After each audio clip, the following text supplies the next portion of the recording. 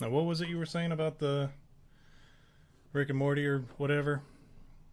Well, we were talking about how you said the dimension, because I said the dimensions of Rick and Morty. You can kind of go, well, which Rick and Morty dimension am I watching?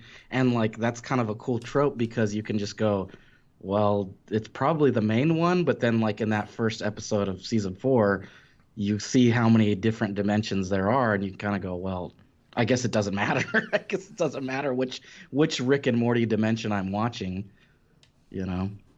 I'm of the belief that, and I mean, you're probably not wrong. I mean, that's a really cool thing that they have the ability to do. But I'm one Yeah. of those like conservative Rick and Morty fans. It's like the Rick and Morty that we've known from the beginning. Those are the Rick and Mortys that we still have. Granted, at least their soul.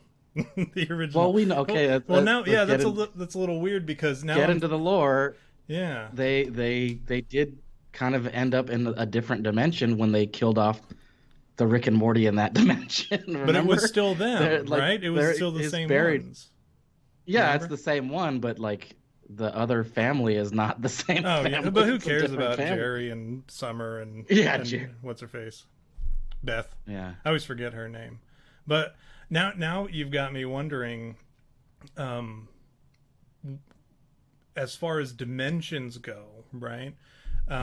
Do all the different, this is a theological, I'm going to wax theological now. Yeah, by all means. I wonder if right? If the Tom Miller of another dimension shares the same soul as me, or if it's if each one of us has different ones, right? So like because we understand, going back to the Rick and Morty idea, that at the very least the Rick that in the Future Crystals episode, or the Death Crystals episode, we know that Right. the Rick that ended up returning, I guess at the end, we can reasonably assume that it's the same Rick, because wasn't it he pulled the data from the dead Rick, right? And then he Yeah. put it into the new one, or he's supposed to put it into the new one at the end. Yeah. So we can reasonably assume it's still the same Rick, but I wonder how that works in real life, as far as Yeah, huh? because like that's just his personality and whatever, and his whatever his characteristics of that particular Rick and the memories of that Rick and such. But I wonder if cross dimensional, do we end up sharing the same soul or spirit or Thetan or whatever you want to call it. Yeah, do Yeah, we the share Thetan. one with our alternate reality versions of ourselves? So that's a fun. Yeah, I like, I always go to the one with Jet Li, with Hugh Law. I am nobody's beach. Remember that one where he goes across dimensions and kills right. himself so that he can become stronger? Like, I like that idea. Like, I think that kind of goes in with your theory where maybe we all share the same soul, because if that were the case, then like what if all your soul became one with all the dimensions versions of you? Like theoretically, I guess that could make you stronger, right? Yeah. Ideally, I am Hula. I am nobody's beach. It's like my favorite ending line. Doesn't that movie end with him just fighting a shitload of Yeah. himself, like stacking They on top throw of him each into other? they throw him into a prison dimension, and he's like at the top of this like giant pyramid, and it's like all these people come at him, and the guy says that's where the line comes from. That's like the cliche like hillbilly that comes up to him and he's like, "You got a pretty mouth," and then he goes, "I am Hula. I am nobody's bitch," and then he proceeds to fight everybody, like just kick everybody's ass. Do you Yeah. have you ever watched the movie Deliverance? Like we reference it a lot, right? In everyday life, people talk about Deliverance. You don't want to get caught out in the woods with those Deliverance guys. Have you ever actually watched that movie? I've never seen it. I've never read the book. I know about it. I know the story, like the gist of it, but I've never actually watched it. So I had never watched it until probably a couple of years ago. I'd always heard the reference, and it was funny Right. because I recognize that those types of people are out there, and everyone knows that in that movie some dude gets raped by another dude out in the woods, and Yeah. which is hilarious, right? No, Yeah. It kind of is in that movie because it's like the cliche redneck guy or whatever, and and not even really like these are like deep woods redneck guys that rape this dude, but the whole movie, it's actually a pretty good movie, but even that part, like when you watch it, like I'm a man who was not bothered by most things, but like in that movie at a certain point I was like,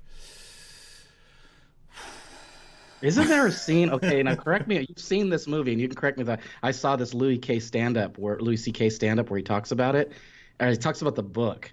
And like, isn't there a scene at the end that's like really kind of like weird, where like an old lady sucks on the teat of like a young woman to get milk out of it? In Deliverance? Does that happen? Yeah, does that happen? Oh, I don't remember. Or no, that's Grapes of Wrath. That's Grapes of Wrath. I'm thinking of Grapes of Wrath. Oh, that's the one where Leo's retarded, isn't it? No. It's Gilbert Grape. Gilbert Gottfried. You're thinking of Sour Grapes with Ben Stiller. Yes, that's a great one. No, Sour Grapes. That was Orlando Jones. Oh yeah, and Larry David. Larry David did that one. That's a great movie, actually. Sour Grapes. Yeah. Watch it if you have. Watch Clear History too. His other movie. That one's really good too. You're thinking of Gorilla Grape or Grape Gorilla. What's the name of that Hanna-Barbera? Magilla Gorilla. I just assumed his name was Grape. But when Harvey Birdman, the episode of Harvey Birdman they have that character, and he like overdoses on steroids, and so they talk about how they can't see his balls. It's like, because all like cartoon characters, you can't see their balls even though they're naked. They're completely naked. You can't see genitals. That's there was a book in my library when I was in high school, and it was like a kid's book. I don't know what it was doing. Well, I guess it was a K through 12 school, so I guess it would make sense that there'd be kids books too in the library. But like I opened it was like a lion. I was looking for a lion to draw for a reference or whatever, so I pulled open this book, and there was a male lion, and he had the biggest nutsack I've ever seen. Like drawn in, it wasn't a picture of a lion where it's like, oh, that's forgivable. Like it's a picture of a lion. You can't, I'm not going to censor out a picture of a lion in nature. Somebody drew it. Somebody drew this nutsack, and I'll have to find it because I stole it because it was funny. I'll have to find it. You know what always cracks? That's an interesting point, because like I've seen a lot of cartoons, and like especially in anime they do this, where like you'll see like a cat, and then like they'll show the back of the cat, and like they actually drew like a butthole, and it's usually like it's like an asterisk, you know. So there's like this cat walking like, you know, in front of you, and then like there's an asterisk for its butthole. That to me is always like, somebody took the time to go, this cat needs a butthole. Someone like was drawing it and just realized, you know. No, you know that movie Cats, right? The one that just came out with your boy, not Don Cheadle. Who's the other? Idris Elba. That's the guy. Idris Elba. He there was an original cut which had the anus on the cats. No, there's an anus cut of Cats, and it can't be true. I'm telling you, it's a true thing. I'll see if I can find a picture while you're telling your story here in a minute. But there were people calling for the butthole cut of Cats because the original draft had the butthole, and I'm sure somebody was like, "No, come on, like we can't have the butthole in the movie." It's so distracting because you see, even in real life, you see a cat with its butthole, you're like, "Oh, come on, just cover your shame," you know. What's so funny about that is you have to think about like you go back to the people in the office like discussing it, and there's somebody that argued that we need to have the butthole. We have to show it. These are cats we're talking about here. Like somebody argued the necessity for buttholes, and then what's worse is that somebody was like, okay, they gave it. There's actually a butthole cut now. There's a cut that's a butthole. That's ridiculous. There's a butthole cut of Cats, and fans want it. Release the butthole cut of Cats. Release the butthole cut. Hold on. The rumor is true. Let's see. Oh, there it is. Are you watching? No way. That's ridiculous. They gave him buttholes. That is insane. And no, these are somebody like doctored that. It can't be real. It's like, well, I guess you'd have to go through and they're put so every. pronounced. You know what I mean? Like it's not like they're just part of the. It's like somebody took one pink butthole and put it on all of the cats. What? No way. You know what? No That's way. probably the scene that caused them. I kept adding buttholes. It just felt right.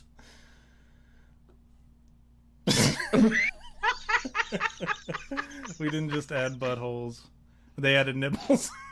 Oh my god. You know what? It's probably those scenes that caused them to have to. Oh, gosh, I would feel horrible if we didn't at least try to get this video on the screen here. Hold on, let me see if I can do this. Tell your story, and while you're talking about your week, well, I'll try to see if I can figure out a way to add this butthole video. Okay, all right. So I gotta compose myself after seeing that. I feel like mildly, disturbed from seeing so many cat buttholes, and they're so like pink, like they're all pink for some reason. Okay, all right. Let me take a drink here and compose myself real quick. Okay, so anyways, this week I've been doing a lot of nostalgic thinking and like remembering back in the days. And as you know, I was in the military, in the Army. We were in the Army together, obviously, as our audience probably knows as well. I was stationed in Germany for a while, and there's this story that I've been meaning, and I think I've told it to you, but I don't know that I've said it anything on the show or anything, but I think it might be enjoyable. However, I should give a disclaimer. It is quite crude and graphic. So if you can't handle it, maybe you want to tune out for a little bit because it's a little graphic. But anyways, the story begins in Amberg. In Amberg, Germany. This is where we used to go when I was stationed at Vilseck. It's like the closest town to Vilseck, Germany. Basically just one short train ride to Amberg. And that's where I'd go to get my Hooters. I'd go in, and basically what I would do is, like, the method was I'd go and the first thing I'd do, like, for that weekend, right? Because it's usually like we got our 2-day weekend, which started on Friday, Saturday, Sunday. So the weekend went on till Sunday. So I would go to Amberg first because that's where my favorite Hooters were. Remember I told you about the Thai girl? Oh, yeah. And that she was like my favorite. So I'd go into Amberg and I'd get it out of my system, right? And then me and my wingman, Doc Evans, we'd go, do the bar scene. We'd get wasted. And like, the one thing that you have to know about Germany is that the bars are open 24 hours. So there's no like last call or anything. In fact, the only thing that they do is at 7:30, they close for 30 minutes to clean up.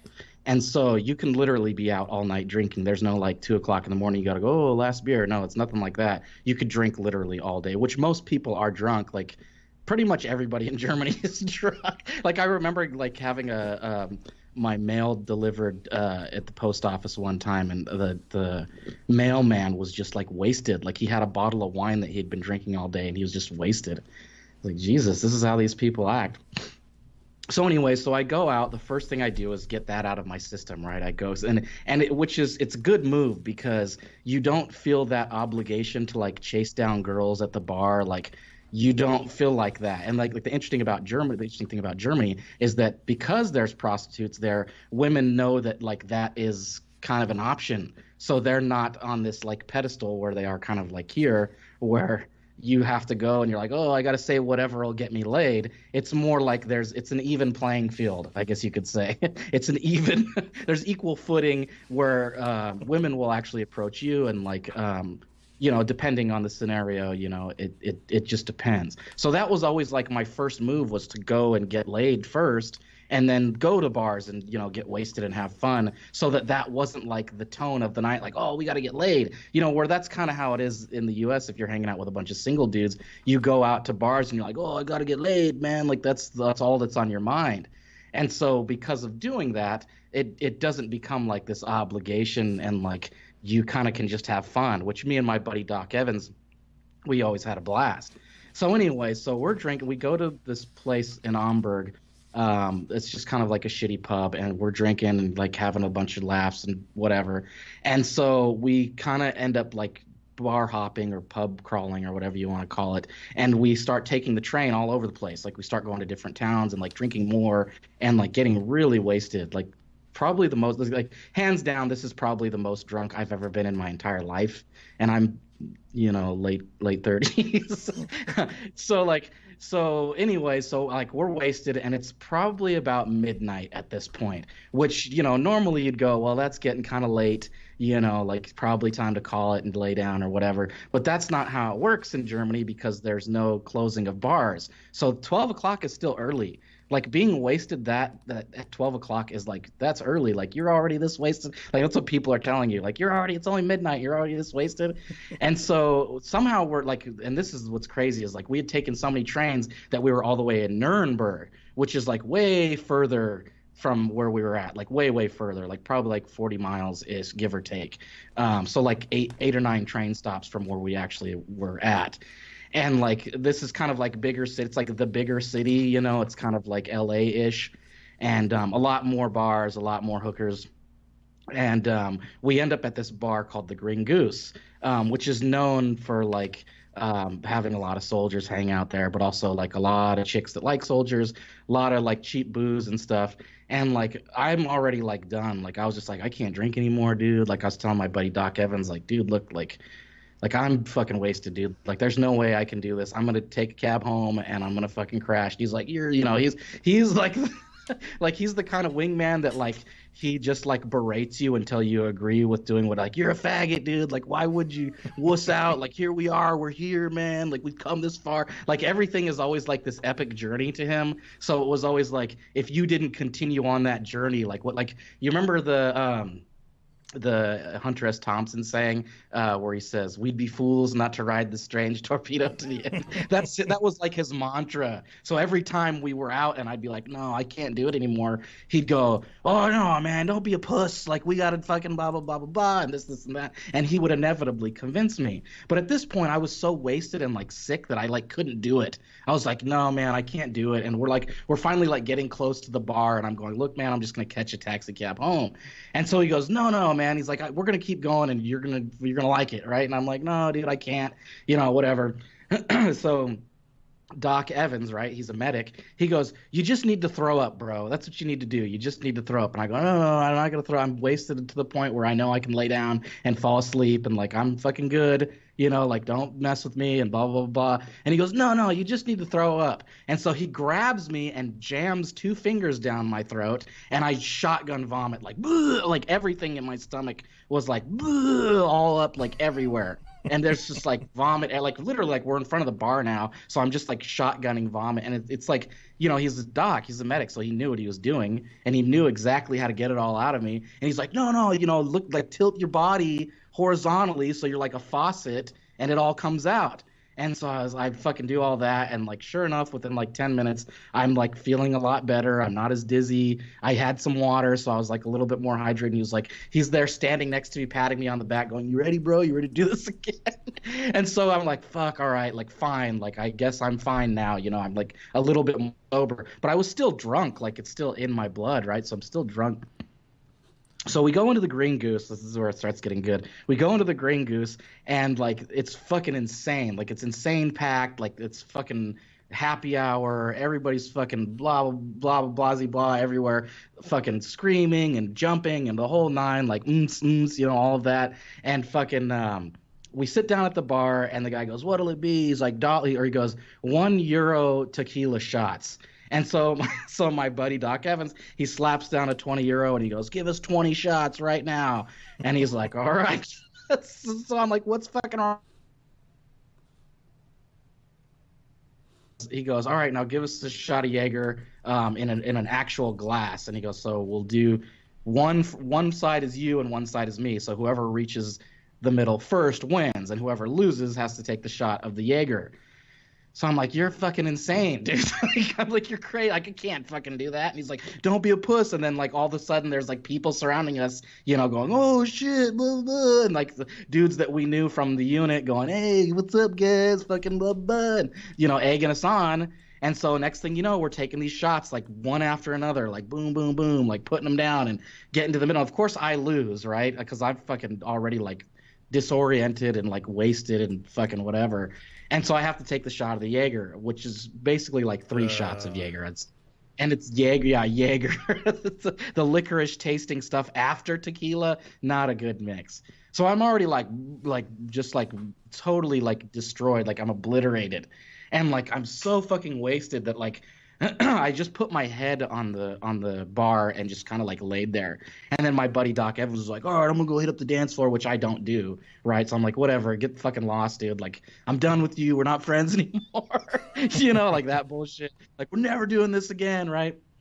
And so so he takes off and I'm like literally like face down on the fucking bar, like just fucking out, dude, like disoriented. And it's at this point that I start realizing like I'm fucking drunk. Like I'm so drunk. Like I've never been this drunk before. I'm woozy. I'm seeing fucking double. Like that fucking drunk. Like I don't know if you've been that drunk where like the only way I can describe this to you is this is the most drunk that I've ever been. So I'm like so disoriented. Things like even telling the story, I go, is this really what happened? Like, because there are some things that I don't remember, and like the validity of my story is kind of like skewed because these are things that this is how I recall it based on things that people told me and some little semblance of what I remember.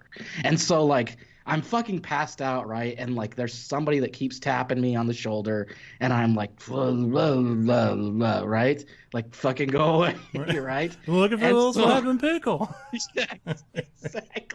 Exactly. And so like finally like the bartender like goes, hey, look, she's talking to you. And I go, what, dude? And I fucking look, and there's this chick there, this like little kind of chubby like blonde girl, and she's speaking German to me. Whatever, right? And I'm like, what the fuck? And which, now that I think about it, she could have been speaking English. I don't know. Like, I was so disoriented and like drunk that I was just like, what the fuck? Who is this person? Like, I've never met this person before. Why are they talking to me? And I'm trying to like grasp it, like figure out what the fuck is this? What is happening right now? So anyway, so I fucking put my head back down and I'm just like, screw this. Like, I'm just going to ignore her. And then she starts like shaking my shoulder, like shaking me, like, get up, get up, get up. And I go, fuck, what, dude? Like, what is it? And she like starts yanking on me, like yanking for me to go with her. And I'm like, drunk as shit. So I just go, whatever, I'll just fucking go with the flow. So I follow her into the bathroom, right? We're in the bathroom and we're in a stall. And like, that's when she starts to give me the oral sex. I start getting a blowjob from her. I remember this story.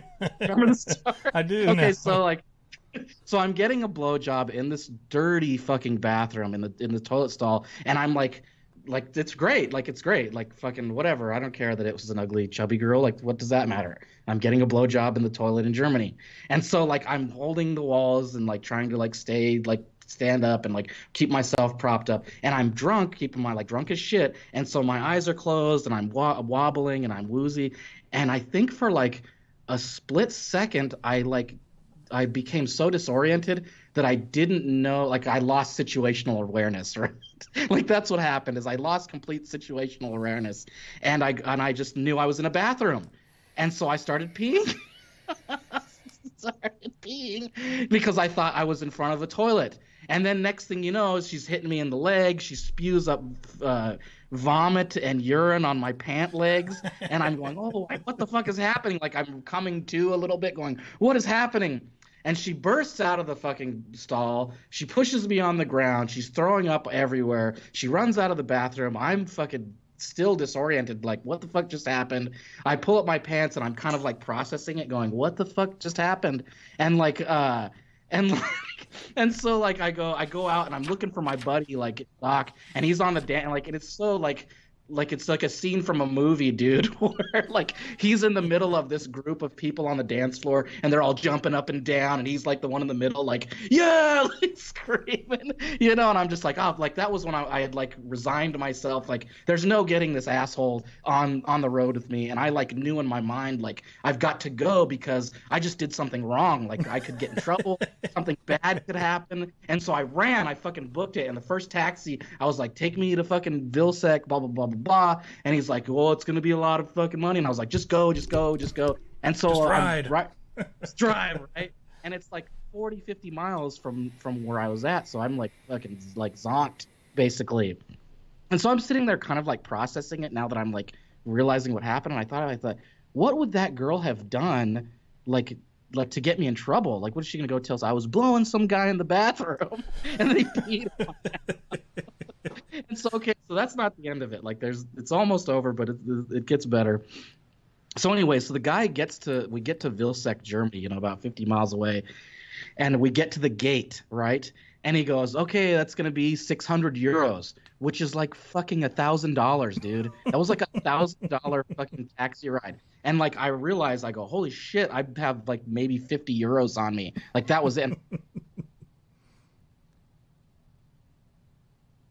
I go, oh, you know what? I go, I just have to go up here and sign in, and then I can go get more money. I go, so here's the 50. I go, just stay right here, right? And so I get in and I just fucking book it, right? And he sees me, and so he fucking pulls up to the gate, and he goes, that dude, fucking blah, blah, blah. And so the MP gets in the car with him, and they're fucking, like, basically going around the road. But the thing is like I had been on that base for a good 6 months now, and you know they do all these hiking and you know whatever, you know, ruck marches, and so I knew all the back roads. So I fucking zoomed through all these forests and like just basically hid out in like Vilsec forestry until like these people stopped looking for me.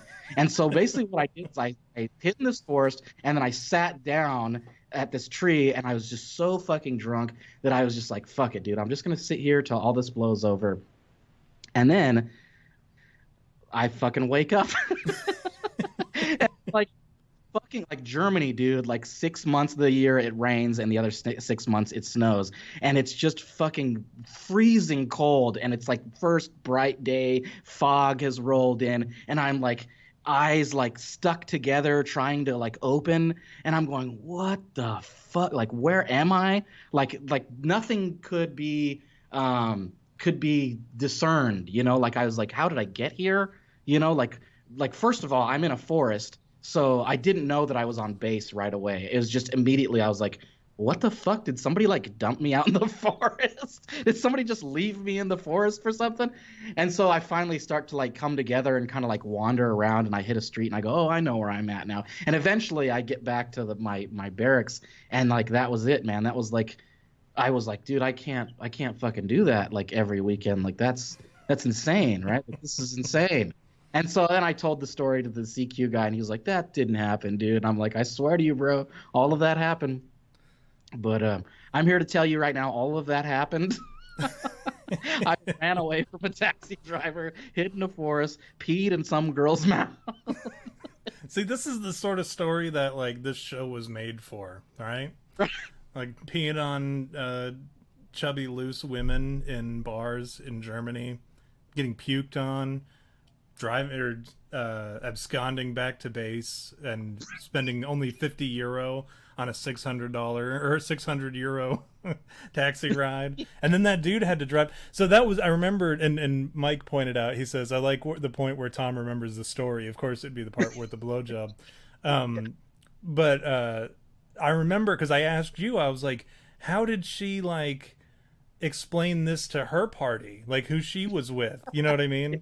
Like, it's not like she can go out and be like, oh, I don't know what she would have said, but I guarantee anything she would have said would have been better than I was blowing a guy in a stall and he pissed in my mouth and then I puked all over him and myself.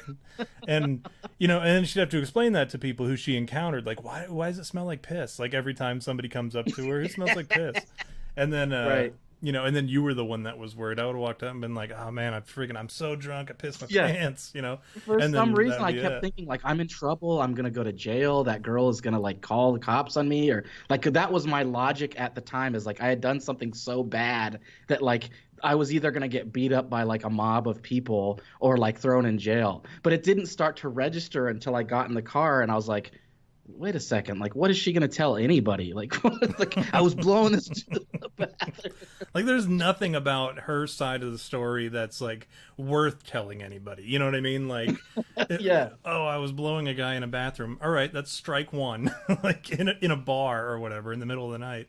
Yeah, that I just met. You know, there's nothing about like that's one red flag, right? And then like two would be and then he pissed in my mouth, and then I puked all over my like, and then at that point it just keeps going up exponentially, getting worse every single Exactly. like little fact that she adds to it. Like, oh, and then I put my hand in the toilet accidentally when I was trying to like get up. Or, you know, like why is your hand covered in shit? Like, well, I just finished shitting too. Oh, and you didn't flush? Like, what's the matter with you? And you're blowing a guy in there? Like, there's nothing about that story that would play out in her favor. If I were her, Yeah. I would have gone and tried my best to wash up. Right, and Yeah, then first things snuck out first. the back and not told a soul about the whole situation ever again. Like that would have. So, anyways, we're at the 30-minute mark, but here's to what do you want? To that girl, Yeah. So her that offspring, girl, her since born children who now have to bear the burden of that story happening to her. may she always feel a little bit of shame when she enters a bathroom. May always be remembered. Whenever she sees a What's worse is now she's got a kid, right? I assume. Mhm. And now anytime she changes the baby's diaper and stuff smells like piss, one of two things is Oh, going to man. happen. Either she's going to be disgusted by the situation or a little turned on, which is problematic for a number of reasons, Yeah. right? So that's you've scarred this woman. I would put money down if there was a bet whether or not she was still alive or whether she had committed suicide at some point following that. Yeah. I would Yeah. maybe take the odds, depending on the odds, and I might take that bet. So that I don't have any really exciting stories like that, No, other than the I time that thought like would you and enjoy it. I I figured the audience would too. remember when we almost got arrested. Yeah, when we were drunk driving and throwing water balloons at people. Squirting people. That was a great night, dude. It We wouldn't have got been so that lucky. No, we did because yeah, it was a military and college town, and none of the cop cars that showed up that surrounded us had a breathalyzer on them on a Friday yeah. night or whatever. So it was like The guy asked us if we're drunk, and we're like, no. As we're like wasted as shit. Like we'd been drinking all day. oh man, and all night, like up until that point. Like probably there was well, I don't think there was any in the car because they did search the car. But yeah, they man, that was a close one. And you were like, it wouldn't have mattered if you got caught drinking or if you had been drinking because you weren't even driving. I was the one that was driving. So they would have been like, my car. I remember you they were would have like impounded my car. oh, probably. No, they probably would have just told you to park it or leave it there and come get it in the morning. But then you would have had to walk home or sit outside the gas station. And the really messed up thing about that was like, well, first of all, when they asked and they were like, he's like, you look drunk, and you were like, nah, man, I'm just really old. You were like 23 or 24. Yeah, 24 or 25. I'm And, just old, man. And they asked me, That's why I look drunk. he asked What her, kind of response? I don't know, a drunk guy's response. Me, I was just like, what? Like, because I was really drunk, and I was like, what are those tricks that you do if you're gonna take a breathalyzer? You like eat a bunch of pennies or chug mustard packets or something. It's like that point when you have to like really try to be serious. It's like the cops are there and you're going, all right, be cool. Just chill out. And I remember because I said, give me some pennies and I'll suck on the pennies. So if I do the breathalyzer, it'll fuck up the breathalyzer or whatever. And you handed me a PFC rank, like one of the subdued black ones. And you're like, try this. I'm like, I'm not putting that in my mouth. As if a like penny would have been better. Yeah, those were the days. We totally would have gotten away with it too. Well, we did get away with it, but we totally would have not even had that interaction with the police if we didn't need cigarettes because we drove past the house. I was like, let's go get cigarettes while we're out. That way we don't have to come out later. Oh yeah. And then we got stopped in the gas station parking lot. That's right. So, oh yeah, those were some good times. We actually, days. I might have to plug that video, that whole thing. Yeah. You know what? Let me see. Prank night. Was that prank night part 2, bitch? Yeah, it is. All right, let me see if I can get this cats thing to work. If I can't, yeah, if I can't, we'll just move on. See if it'll play. See if you can play it. I don't know if it's going to show it on. You think? I mean, you could always just like post it on Twitter, right? And just. I could, but I think it would be funny to commentate the buttholes. Yeah.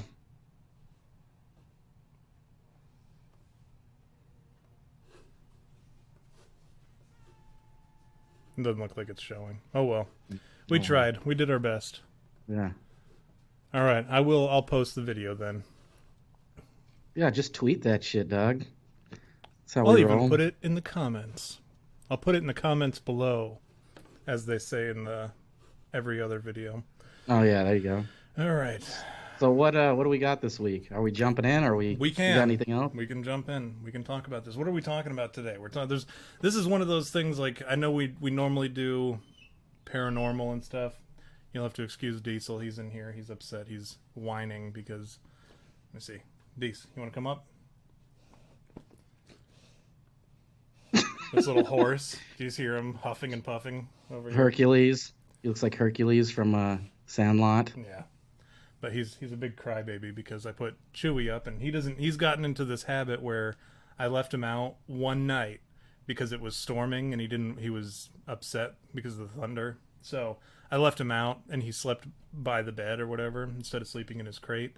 And so since then he's thought, well, if I could do it that night, I can stay out every night. I don't have to go in my crate anymore. So he does this bull crap where he'll hide behind the chair, the recliner that I have up in my room, and then he'll just wait until I go to sleep. Slick move. Yeah, he's a little brat, but he gets terrified by loud noises. He's an English Mastiff. I would show him on camera, but I don't want to mess up the camera.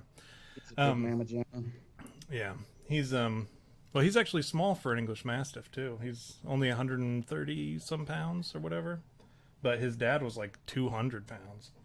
He was the runt. That's how I ended up with him, because they couldn't sell him as at the regular, the farm, the puppy farm, or the puppy mill that they normally sell him at.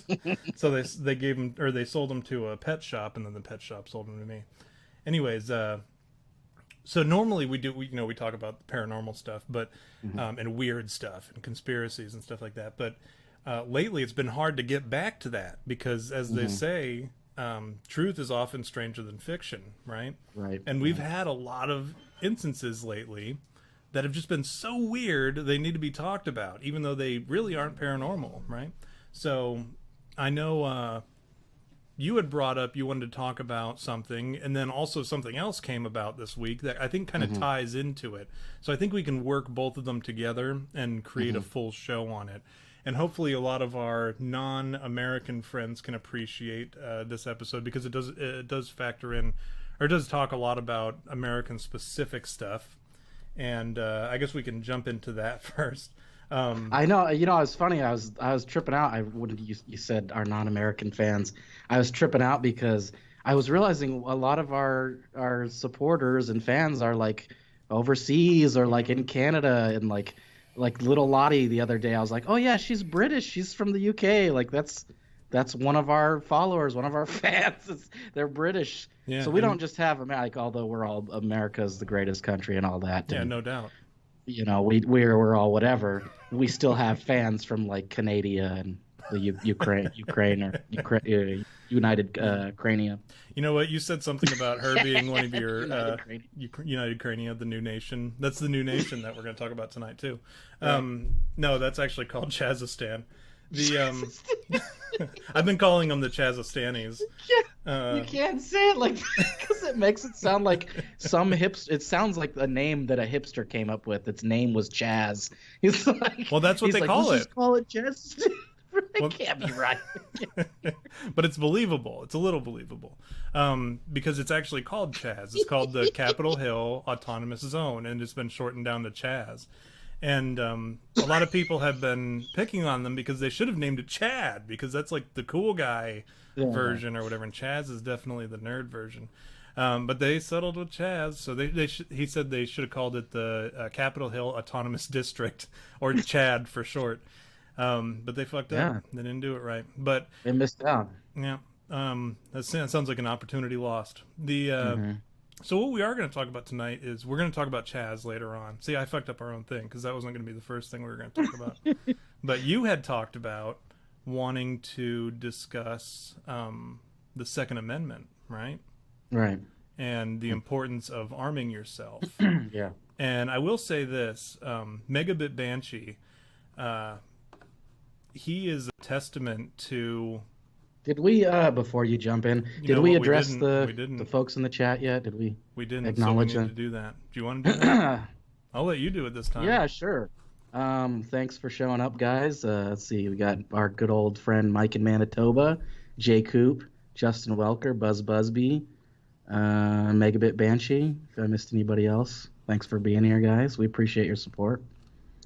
Thank you again. Just gotta believe you're not drunk enough. I was trying to catch up on the chat because I haven't been keeping up. I've been doing all these other little nonsense things. Justin Welker. I forgot. I missed Justin Welker.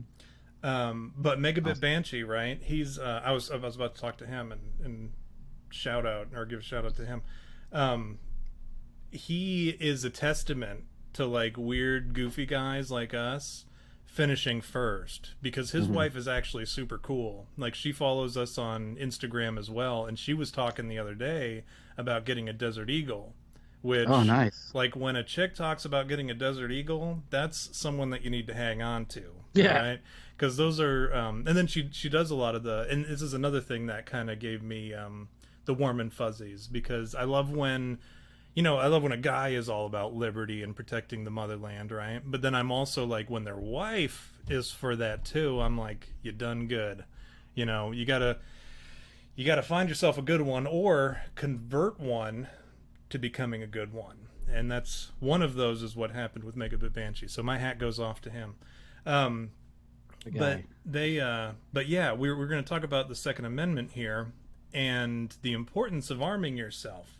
So, and that's another thing, is I'm always terrified that like somebody who is a friend of the show or follows one of the social medias or whatever is going to end up being like a super ultra liberal, which we have quite a few of them, and I don't hold it against them, but I'm always afraid that like at some point when they bring up their politics, I'm going to be like, I don't. And then so when somebody comes up with something like that, and she was posting something about the Desert Eagle, and then she starts shit posting like stuff about protecting the motherland and fucking fighting the government and all sorts of stuff, I'm like, yeah, I'm like, that's awesome. I'm glad that's how it is, so I don't have to worry about that.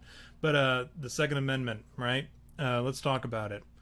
The back in 1775, we overthrew the government, the largest government at the time, right? And largest, most powerful military. We defeated them, right? And how did we do it? V, do you remember how we defeated the British Army? Like specifically, like what ended it? No. How did we fight against the British Army? Like, how did the Minutemen fight? Well, didn't we have some dude come over and teach Washington's men how to fight? Some dude from like Bulgaria or something. Oh, you're talking about. I assume his name was like Wilhelm something. It sounds familiar. It is Wilhelm. You're right. It is Wilhelm something. And then George Washington did this thing on Christmas Eve when all the UK dudes were drinking and boozing it up for Christmas. He crossed the Delaware in the fucking coldest time of the year with fucking hail pelting him in the face.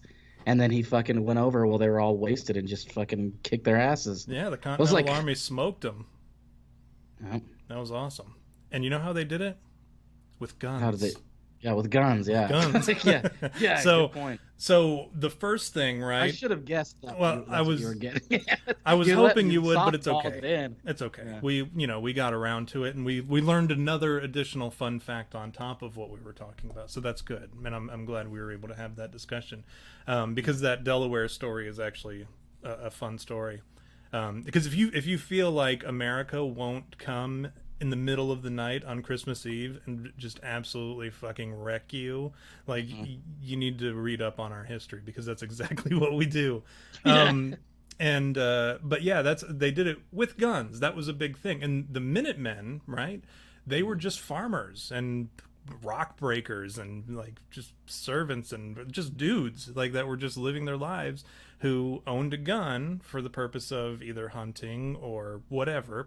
Usually hunting. I mean, that was the best excuse to have a gun at the time, and perhaps protection. But they just had guns, and then Washington and the patriots, the colonists who wanted to overthrow the tyrannical British government, said, "Hey guys, you know those guns that you have propped up against the wall in your house? Go grab them and grab as much ammo as you can, and let's go kill the British." And they were like, "All right, let's go." And that's what they did. And that was the first militia, right? That was they joined up, and that was the idea, the meaning of the term Minutemen, right? They were ready in a minute. They were ready to go at whatever time, whenever they were called up. They could just be out the door with all their shit on and ready to go. So the First Amendment specifically deals with, religion, freedom of speech, freedom of press, all that stuff. Like the stuff that, specifically religion, the stuff that we fled from Europe, specifically Great Britain. We fled there because of the religious oppression. And we wanted to be able to practice freely whatever we wanted to do, or not do, for that matter. That was the whole idea. So that was our First Amendment. And then the Second Amendment, this is, mind you, written immediately after we took up arms and fought the biggest military in the world at the time. The Second Amendment is about owning guns, because they realized the importance of owning a gun.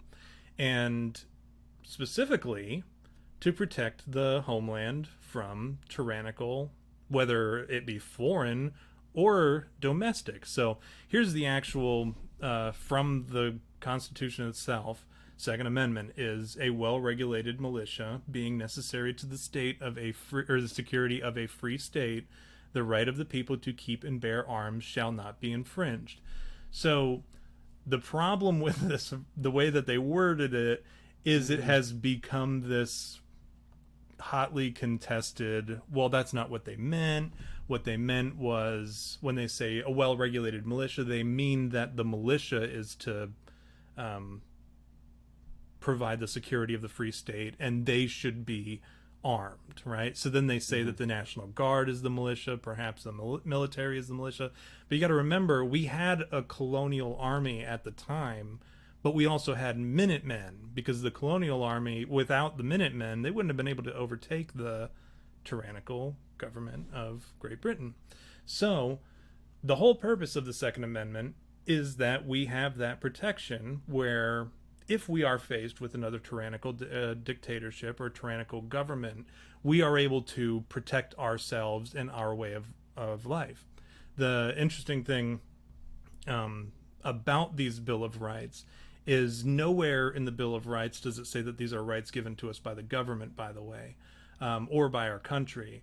These rights are actually given to us by our Creator. Now, whoever that might be, they left it as by your Creator, whoever you believe to be your Creator, whether it be God, whether it be the universe, whether it just be dumb luck, or whatever Xenu. you believe. Yeah, Xenu. Now, they let's not forget Xenu. Yeah, and I feel bad now. The Scientologists are the community's gonna come after me now. But they are given to you by Xenu, right? So they cannot be taken away. They are not a right that was granted to you by the government, and therefore can be taken back by the government. They are given to you by their Creator, and the Bill of Rights specifically states that the government cannot infringe upon that. Now, every single one of these rights in the Bill of Rights, the first 10 amendments, has been infringed upon. And nobody's done shit about it. All right? We've kind of... And this is where I walk a fine line between a son of liberty and a modern cuck, right? Like I allow the government to kind of infringe upon some of my rights without, I mean, I bitch loudly, I might add, about some of these infringements. But at the same time, I'm like, well, I get it. I get why you can't yell, because freedom of speech, you think you can say and do whatever you want, but you can't go into a crowded building and yell fire. That's illegal, even though that's technically free speech, right? Because it creates chaos. You can't own a fully automatic rifle, belt-fed rifle, without special permits. I get it. I get the background checks for guns. I get it. I don't like it, but I get it. Okay. Would those be infringements? I do believe that they are, but at the same time, I'm like I said, this is kind of where I'm at at an impasse, right? Where I'm like, do I go full blown Son of Liberty, or do I kind of like go, well, you know? And that's a problem that I'm personally struggling with, and I imagine most people are, because nobody's taken up arms against the government to deal with it, or to address it. But so I don't feel as bad. But anyways, I have this book, right? When I went looking for some information about the Second Amendment today, because I don't prepare until the day of the show. But I have the Bill of Rights here, and it's actually called the U.S. Constitution and Other Writings. And so it has the Bill of Rights, and it has everything, like a lot of the speeches from presidents. It has specific moments in time where I believe, like about the Civil Rights Act, and then some speeches from MLK and all that. But there was something that really cracked me up. This book was written in 2017, which 2017 was when President Trump took office. If you look at the very last thing that it has written in here, Hillary Clinton's acceptance of the presidential nomination, 2016. They went ahead and didn't publish President Trump's inaugural address in here, which strikes me as extremely petty, right? Does that seem petty to you, especially if it was published and if it was released in 2017? Yeah, it's petty. And so about the Second Amendment too, I have more information. Here. Please bear with me. This one comes. You got to do the lick your thumb when you change the page. No. I don't know where this one. It's one of those books. This is an old book actually too. It's actually called The Complete Idiot's Guide to American Government. I bought most of my books are prefaced with a complete idiot's guide or a complete dumbass's guide.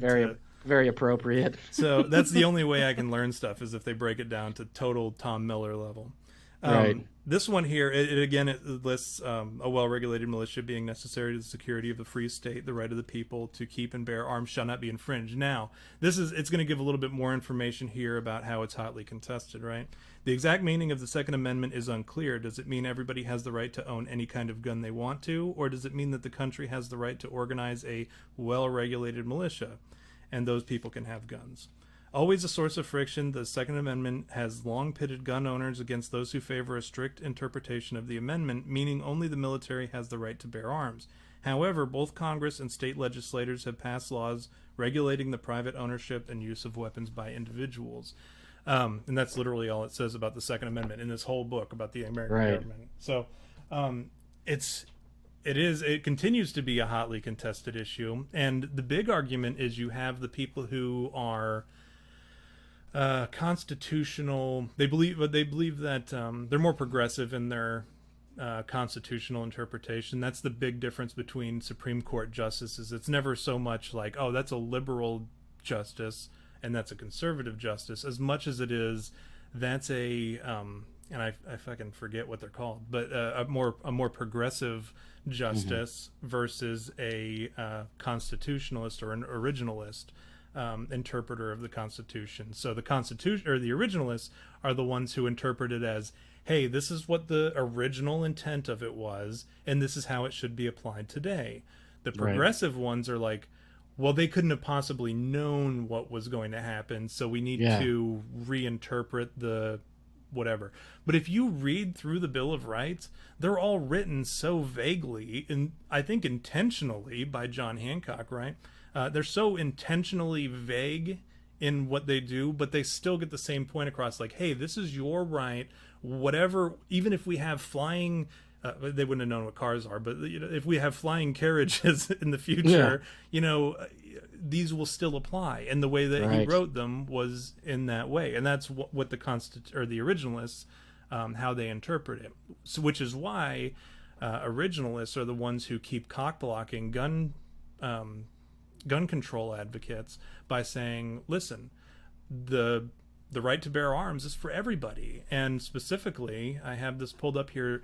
There was a big argument about whether or not it applied to modern guns and handguns specifically, and everybody being able to have their own a weapon, or if that strictly applied to the military. Actually, the District of Columbia versus Heller was in 2008. It's a landmark case in which the Supreme Court of the United States held that the Second Amendment protects an individual's right to keep and bear arms unconnected with service in a militia for traditionally lawful purposes such as self-defense.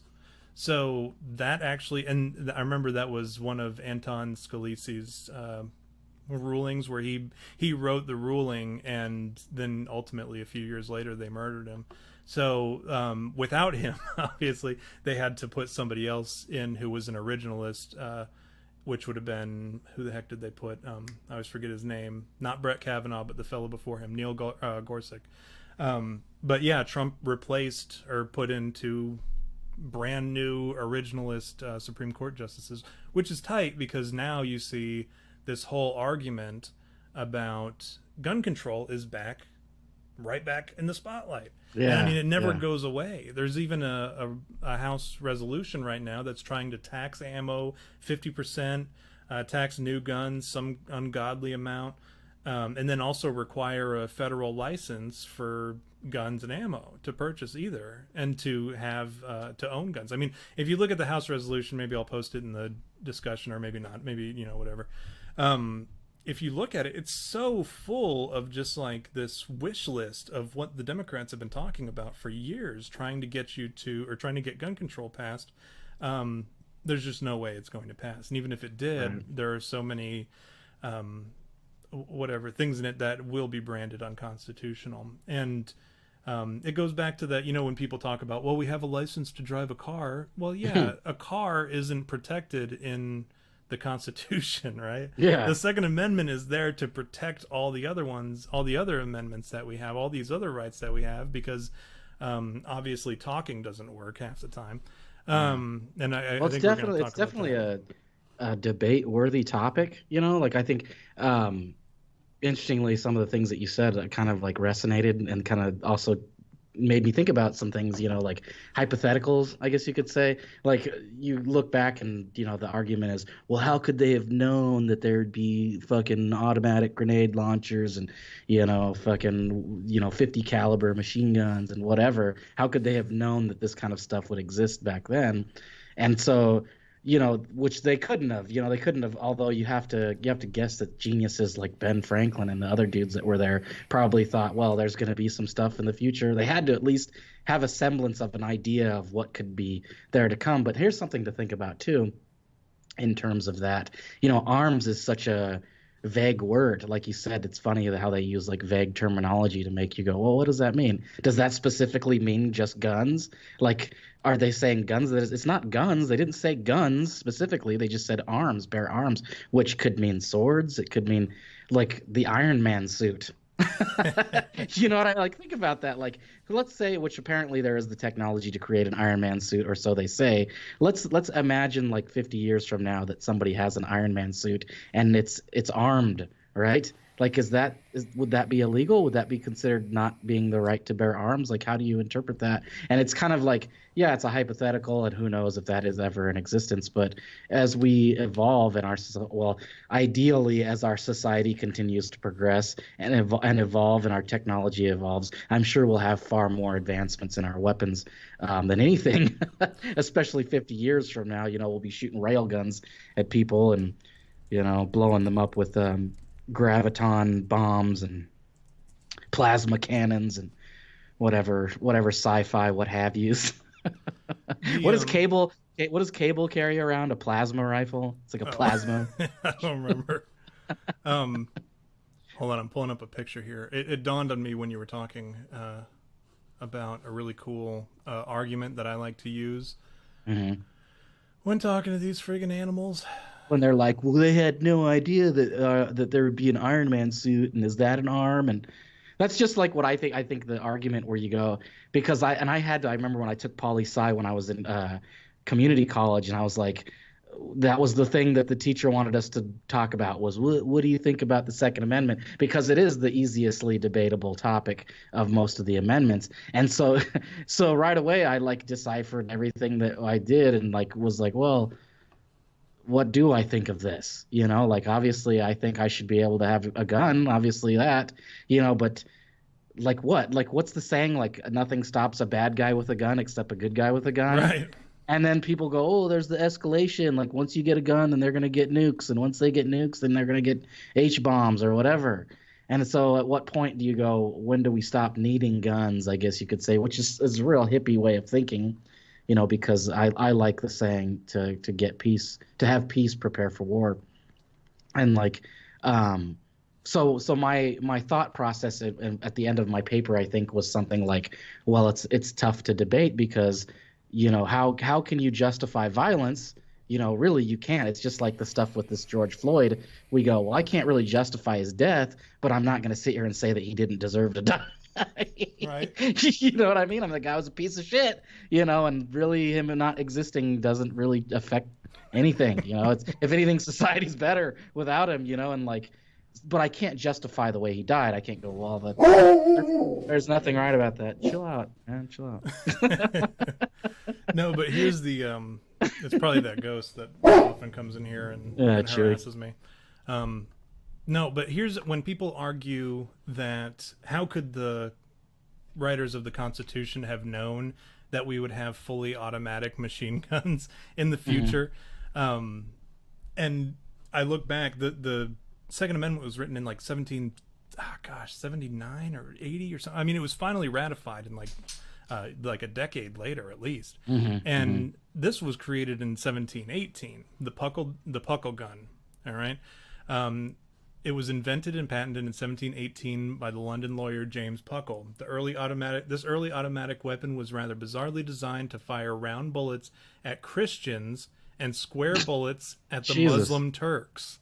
Now, the square bullets were believed to cause more severe wounding than the round ones, and according to the 1718 patent, would convince the Turks of the benefits of Christian civilization. Jesus. But yes, this is a fully automatic gun that existed well before that time. So, and right. They obviously knew about cannons. They knew about all the various types of guns that existed at the time. And then everybody, here's the big one that I like to point out is it's not about the actual gun that you can have. The point was the Minutemen and the Colonial Army and the British Army, they all had the same guns. They had the same technology. So it's not like one of them had fully automatic rifles while the Minutemen only had single shot, takes 2 minutes to reload guns or whatever. They all had the same gun. They all had the same type of the same capabilities. And that's the purpose of the Second Amendment, is we are supposed to have the same accessibility to the same weapons that the state has, because it's to keep them in check.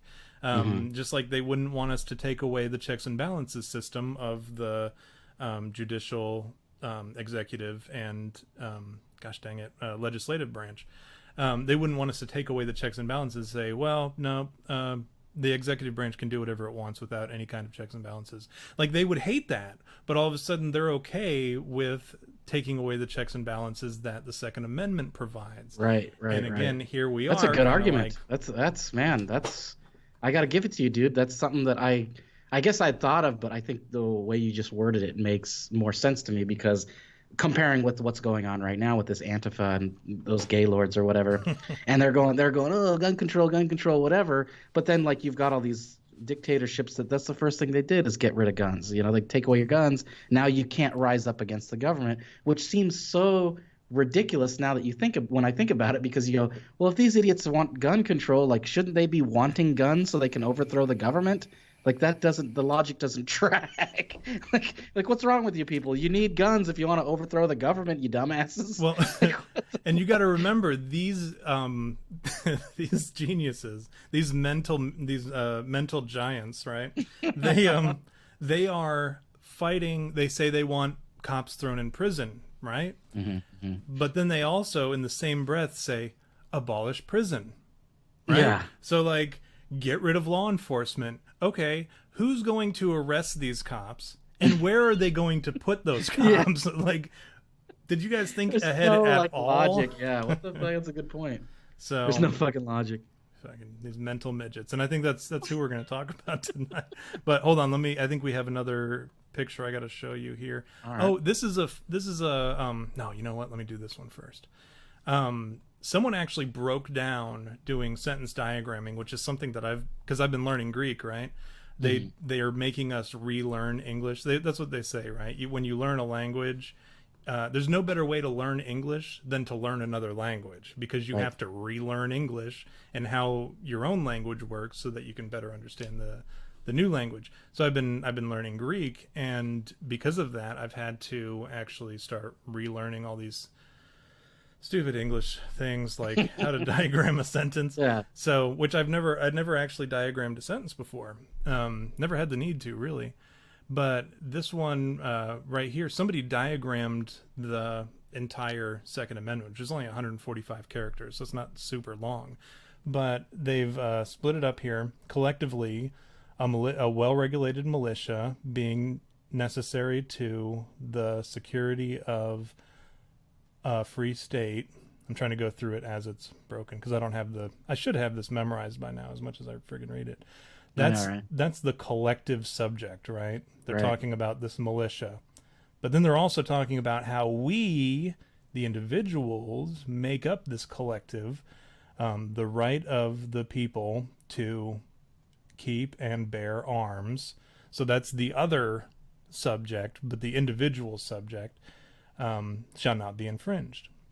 So they've broken it down in that way to kind of prove once and for all, hey man, like, the militia is the people, as we witnessed in the the time of the Minutemen during the revolution, in which we became an independent nation.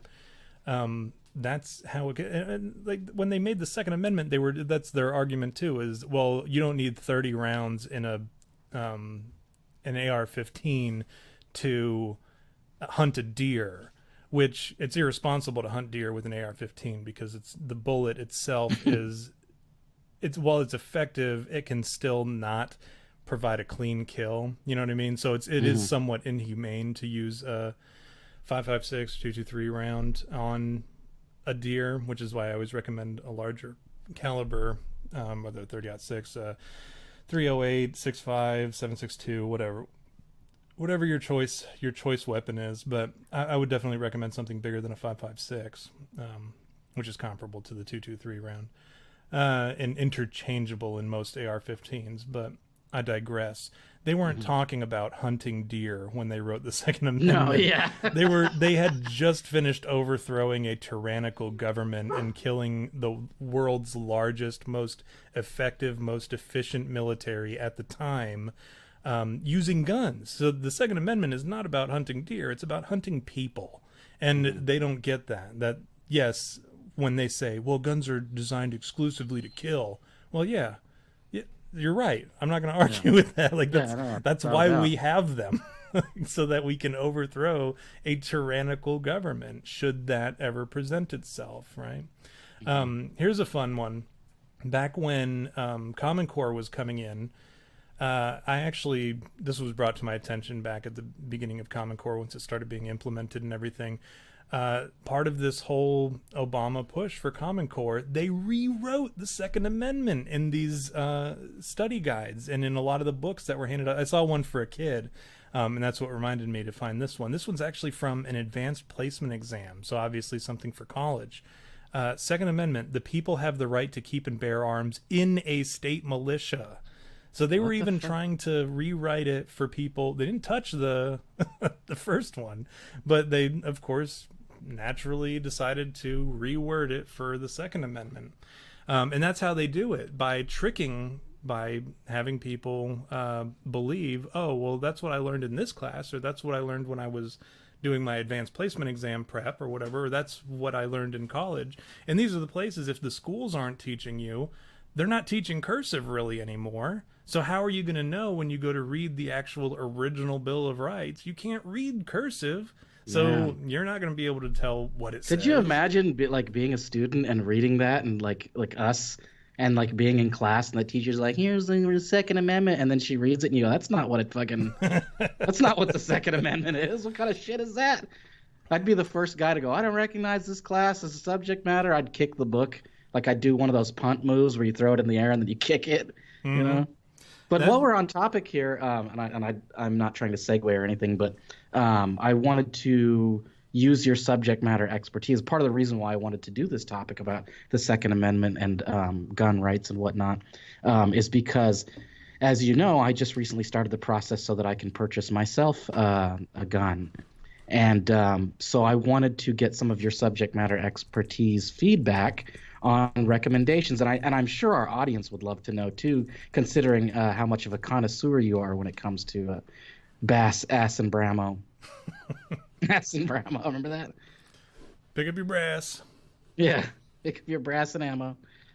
No, yeah. So, like, what sort of things in terms of like, excuse me, home protection,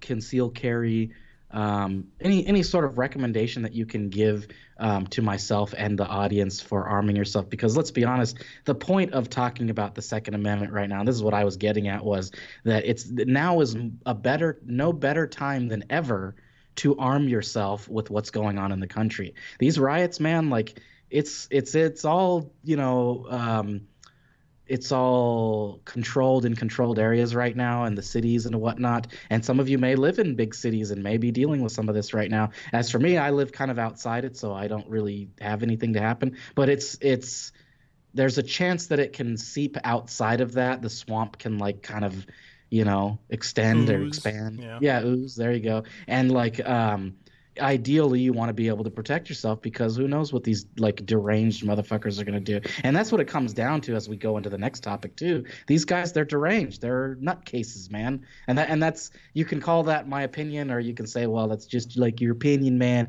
or whatever. But the fact of the matter is these people are crazy, dude. Like, they're crazy, and like, you need to be able to protect yourself from crazy. And as somebody who's a big fan of our fans, I'd like to know that you guys are safe and taken care of in that aspect as well. So in Tom's vast knowledge of guns, or whatever, for lack of a better word.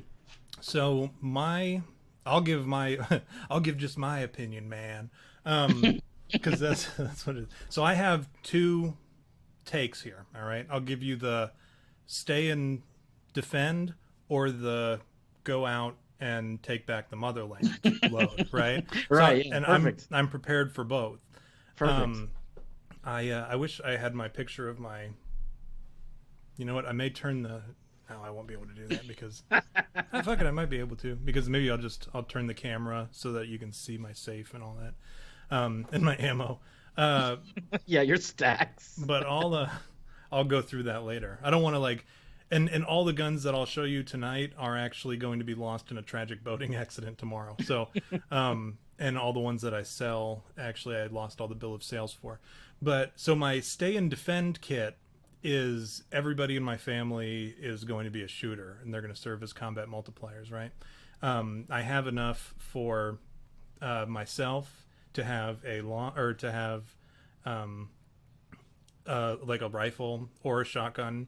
And my wife can have a rifle and a handgun. I can also have a couple handguns if I wanted to. And then my kids would each have one too.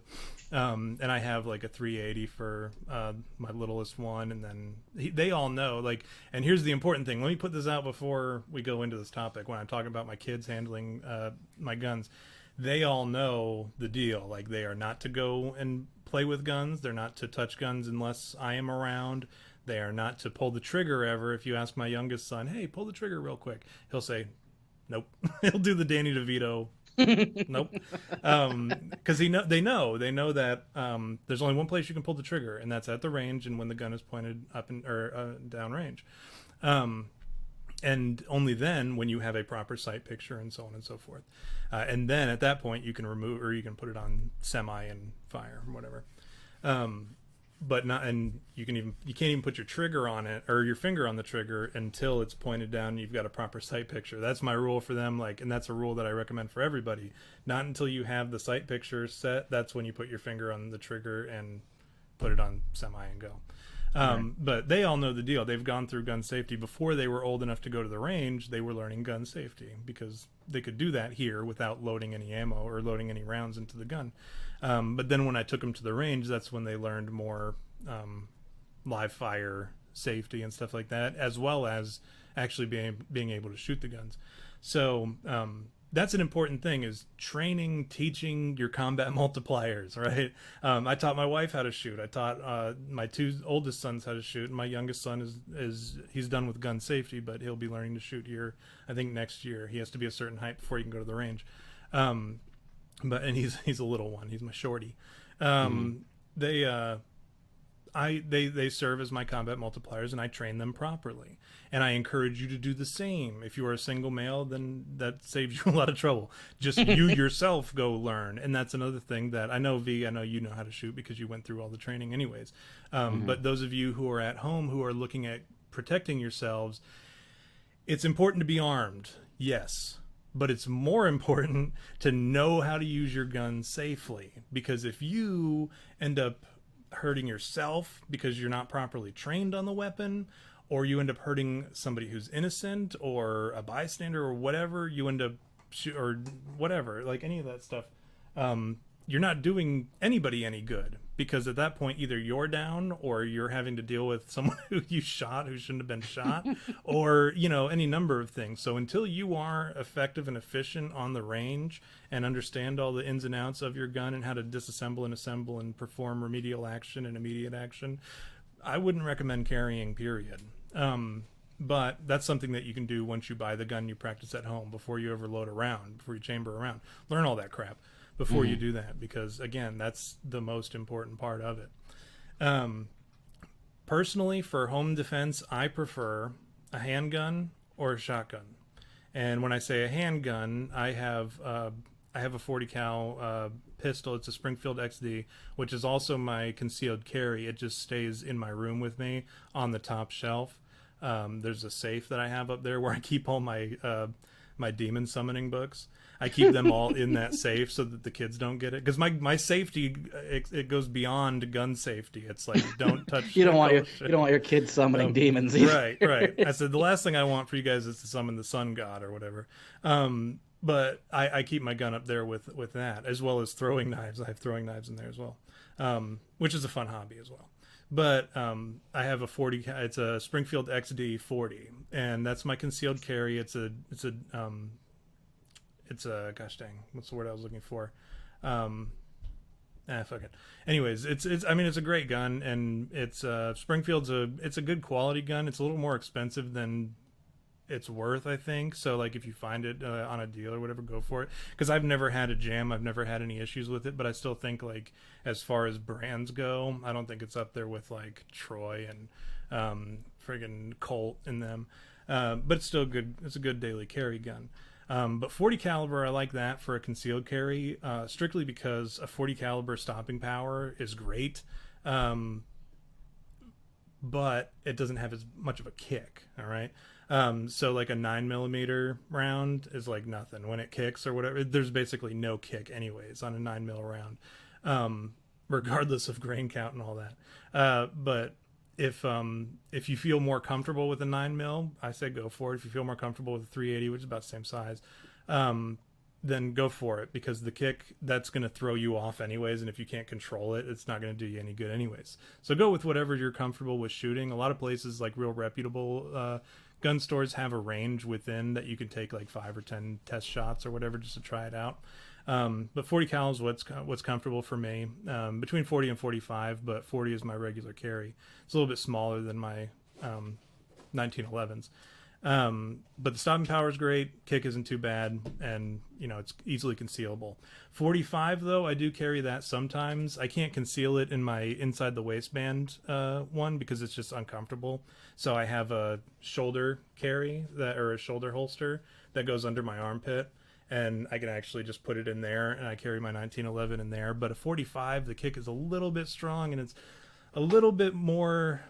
I don't want to say like an advanced shooter, but that's kind of what it is, just because you have to kind of hold it delicately, but at the same time strong enough to where when the kick goes, it doesn't throw you off too much and throw off whatever you're trying to hit, because you can real easily miss with a 45. But again, 9mm is a great starter gun to kind of master your sight picture and all that crap, and get comfortable with carrying. Plus, you can kill somebody with a 9mm, no doubt, and a 380. You can. It just takes a few more shots than it would with like a 40 cal or a 45. And then, obviously you can get to like 357 stuff, which is 357 Magnums and all that, but those are big guns, and those are a little bit more difficult to wield. The old Dirty Harry, right? Yeah. I have one of them, but again, I wouldn't use it as like a concealed carry. I'd carry it as like a side holster type thing or whatever. But let's see what else. And then so that's handguns, and that's for concealed carry stuff. But if you're talking about home defense, beyond having a handgun, I would always recommend a shotgun, just because, hey, chill out. They're staring at me whining. I would say a shotgun, just because shotguns are, you can load them with double-aught buckshot, and those things, when you have pistols, depending on the type of round and the power of the actual pistol itself, or the round itself, you might go through walls, right? And the problem with going through walls is if you're shooting and say your kid's bedroom is on the other side of a wall or whatever, and you're shooting and then you accidentally shoot your kid through the wall, that's obviously no good. Right. Or if you're shooting through the floor and all that stuff and you're firing and all that crap. So a shotgun is oftentimes your best tool for home defense, just because you can load it with double-aught buckshot, double-aught butt shot. Or just bird, the bird pellet crap that that's not designed to like actually go through. They're just little like BBs, but they come out like a fog of them or whatever, and it'll just knock back whatever. It won't kill somebody necessarily, depending on how close you are and how effective your shot is.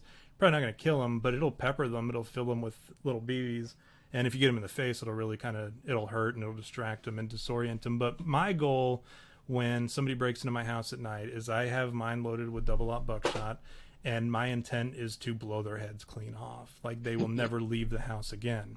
And the shotgun with the double-aught buckshot is great because it creates a scatter shot that's enough to kill somebody. And also, you don't necessarily, like in the middle of the night when you wake up because there's an intruder, you're not necessarily going to be on your best game for shooting and aiming and targeting. Right. So having a shotgun is great because you can just get it in the general vicinity of that guy and blow him away, and then that's that. But with a pistol, you gotta love a shotgun because they have so much versatility in the ammo. There's so many cool like shotgun rounds that you can get. I remember when you were telling me about the dragon's breath. Is that what it's called? Yep. The dragon's breath, where it's like a incendiary round. Yep. That's so badass. There's a round, it's called the incendiary, it's the dragon's breath incendiary round, where when you fire it, it shoots basically like phosphorus. like it's a war crime round, but it shoots fire at these dudes.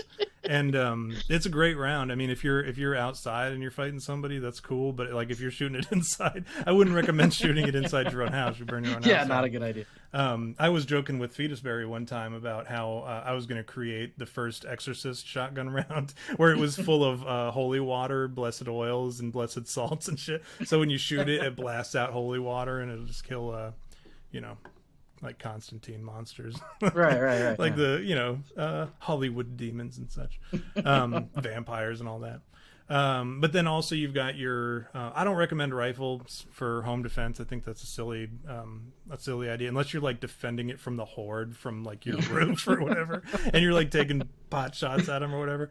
Inside your house, maybe an AR-15 is okay, but again, it's not something that I would recommend somebody use as like their default home defense gun, though they are cool Right. for like close quarter combat, and they're very much useful for that. A 223 round or a 556 round isn't, it's not, again, it's not something that you want like in the middle of the night where you're trying to hit somebody, because you're basically trying to kill somebody if they break into your house. I don't care what anybody says. Like, if you let somebody burgle your house and you don't kill them in the most graphic way possible, you are the literal definition of like a cuck, because you are allowing people to just come in your house and potentially kill you, rape and murder your wife and kids or whatever. Like, that's uncool. Like, I'm gonna set the standard for not to be fucked with. The first person who breaks into my house. That line, Carl, he says, this line you cross, line of death.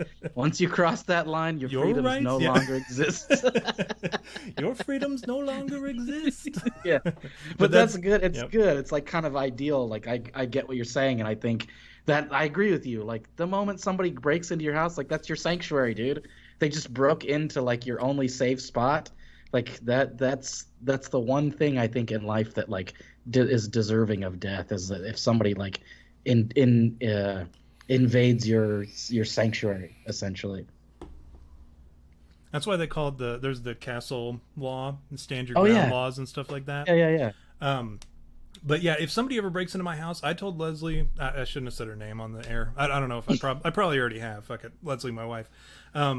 I told her, if ever somebody breaks into the house and I go downstairs, she is not to come downstairs or allow the boys to come downstairs until the police have me in the back seat of the patrol car and the body has been removed from the house, because I'm going to, like I said, I'm going to set the standard for not to be fucked with. Like, so people go, oh, did you hear Jerry died? He broke into this dude's house and the dude ate him. Like, he cooked him and ate him. You know, like, that's the sort of thing. I'm going to turn that body into like Saw, basically. Like, I'm going to create a Saw crime scene with that body. And so I told Leslie, don't come down until the cops have come and gone, and I'm either in jail for like premeditated aggravated assault on what would have normally been a self-defense castle law covered death or whatever. Like, I'm in jail for the rest of my life, because, or not in jail, I'd be in the booby hatch, right? I'd be in the nervous hospital because of how insane it was. But that's the standard that I want to create, and that should be everybody's standard. Like, this is your family, and this guy tried to violate the sanctity of your home, and how dare he? So now he is I'll pass him in 24 hours and no more. We'll go from there.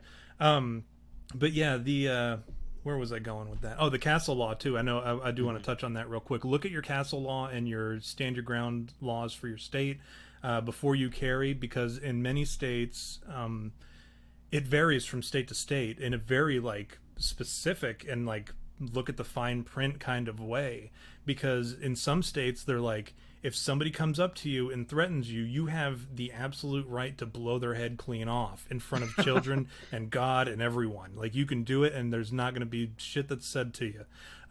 But there are some states where you have to try to retreat. You have to try to get somewhere safe. If there is an avenue in which you can go to seek safety, and you ended up not taking it and you blew some guy's head clean off, and they can determine that you could have gotten away safely, they can charge you with murder. Granted, it would be like third or second degree murder, perhaps manslaughter, but whatever, they can still charge you for that death. And then not to mention the civil lawsuits that follow, where like they take away everything from you because of wrongful death suits and shit. And then you've got some, I know Wisconsin's one of them, you have to like be in your car like to be able to shoot somebody. Like, you have to have made every effort possible to get away, to include getting in your car and trying to drive away before you're allowed to shoot somebody. So I mean, it varies from state to state, and some states, like, if you shoot somebody in the back inside your own house, if you shoot them in the back while they're trying to, like, that indicates that they were trying to retreat, and you can still be charged with murder. So you gotta like really look at some of these laws and make sure that, like, worst case scenario, tell them to, hey, get on your knees or whatever, and then tell them to turn around and face you, and then you say, all right, get up, boom, and then they're dead. Just protect yourself. Look out, you got to look out for the long term as well. But in heat of passion moments like that, maybe it's not always the case. For me, it doesn't matter, because Kentucky is a stand your ground, do whatever the fuck you want state. And if somebody is in any way imposing any kind of threat on you where you legitimately feel like your life is in danger, you can blow them clean away, and it won't. no one will bat an eye. The cops will be like, nice shot, and then they'll go on their way. That's just that's like the Cops will Wild be West. like, nice shot. That's classic. So, No, it's interesting that you bring that up because I just put in my thing so that I can do my background check so I can get mine, and so I was boning up on all the laws and like what it is in California, and some of them are funny. Like if they enter your house, like that, you're good. Like it doesn't matter if they're facing back or whatever. Like for some reason, you're good. So if they get into your house, they break in. And then the other one was like it's interesting. It was like if you think a felony is being committed like anywhere, like it's basically like you can shoot somebody if you think a felony is being committed. That's and I a had different to, like, thing. That's the citizen's arrest thing too. The guardian's angels do that. Right. Yeah, so you're good. I was laughing because I think I was telling you where you could just like shoot somebody, like blow off their leg and be like, yeah, you'll never be doing. You don't have to kill them. Never. No, you'd never leave a witness. Never, because what'll happen, and this is my recommendation, again, it's not law, it's not like the right answer, but never ever leave somebody who can tell the story differently than you.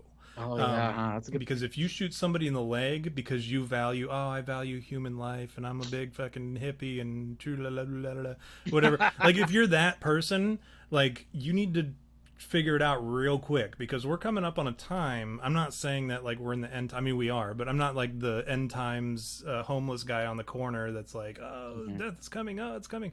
But we're there. Like you see, and we're going to talk about this here in a little bit.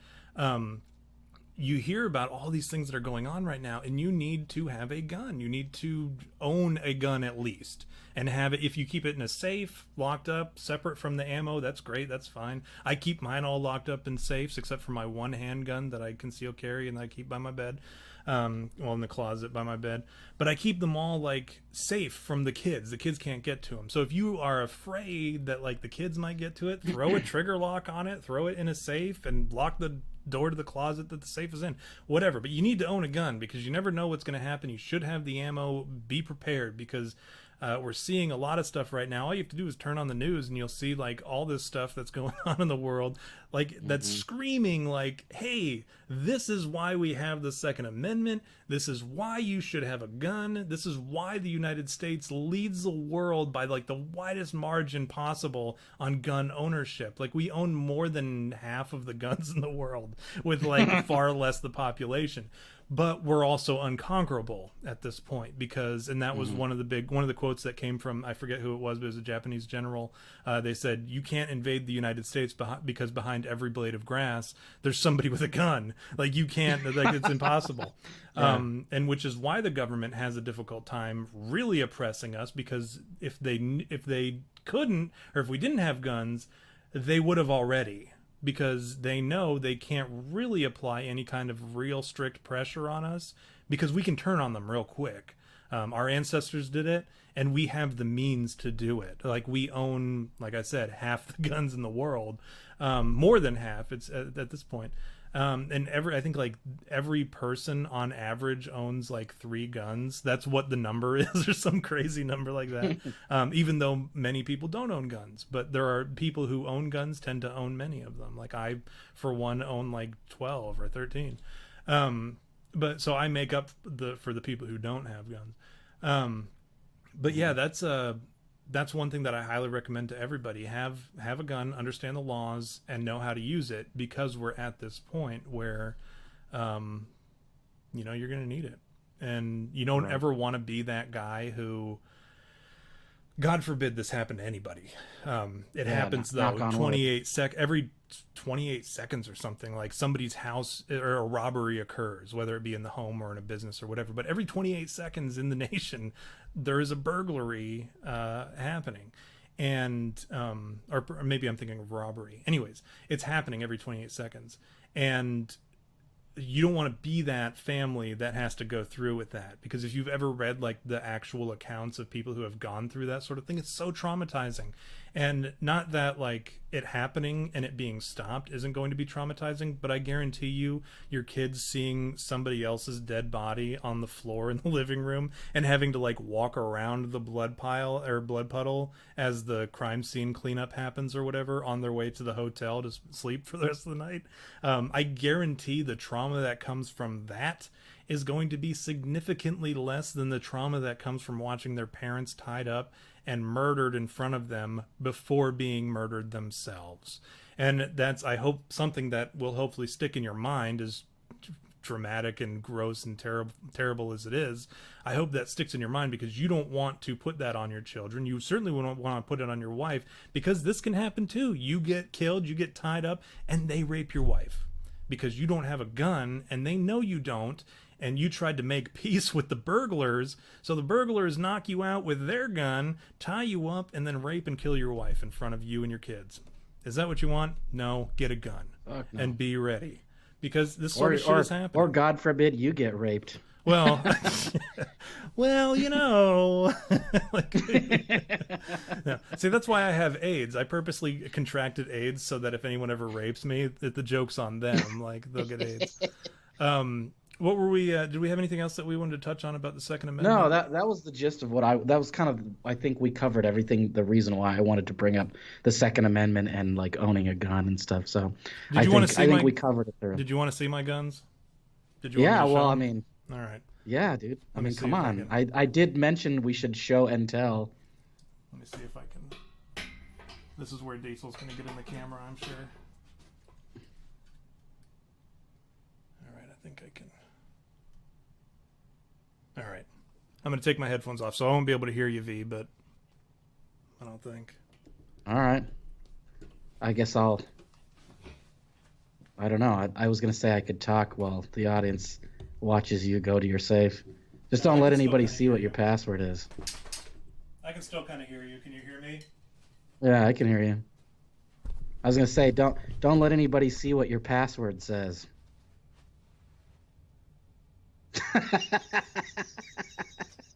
Yeah, there you go. Yeah.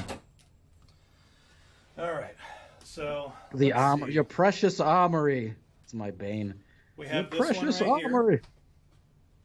This is a fun little piece. I actually got it for like $100.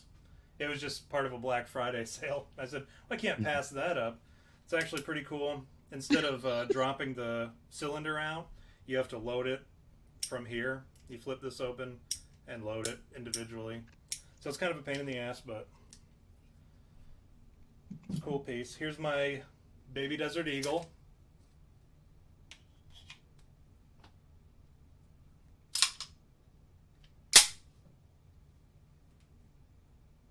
Very nice, Harry.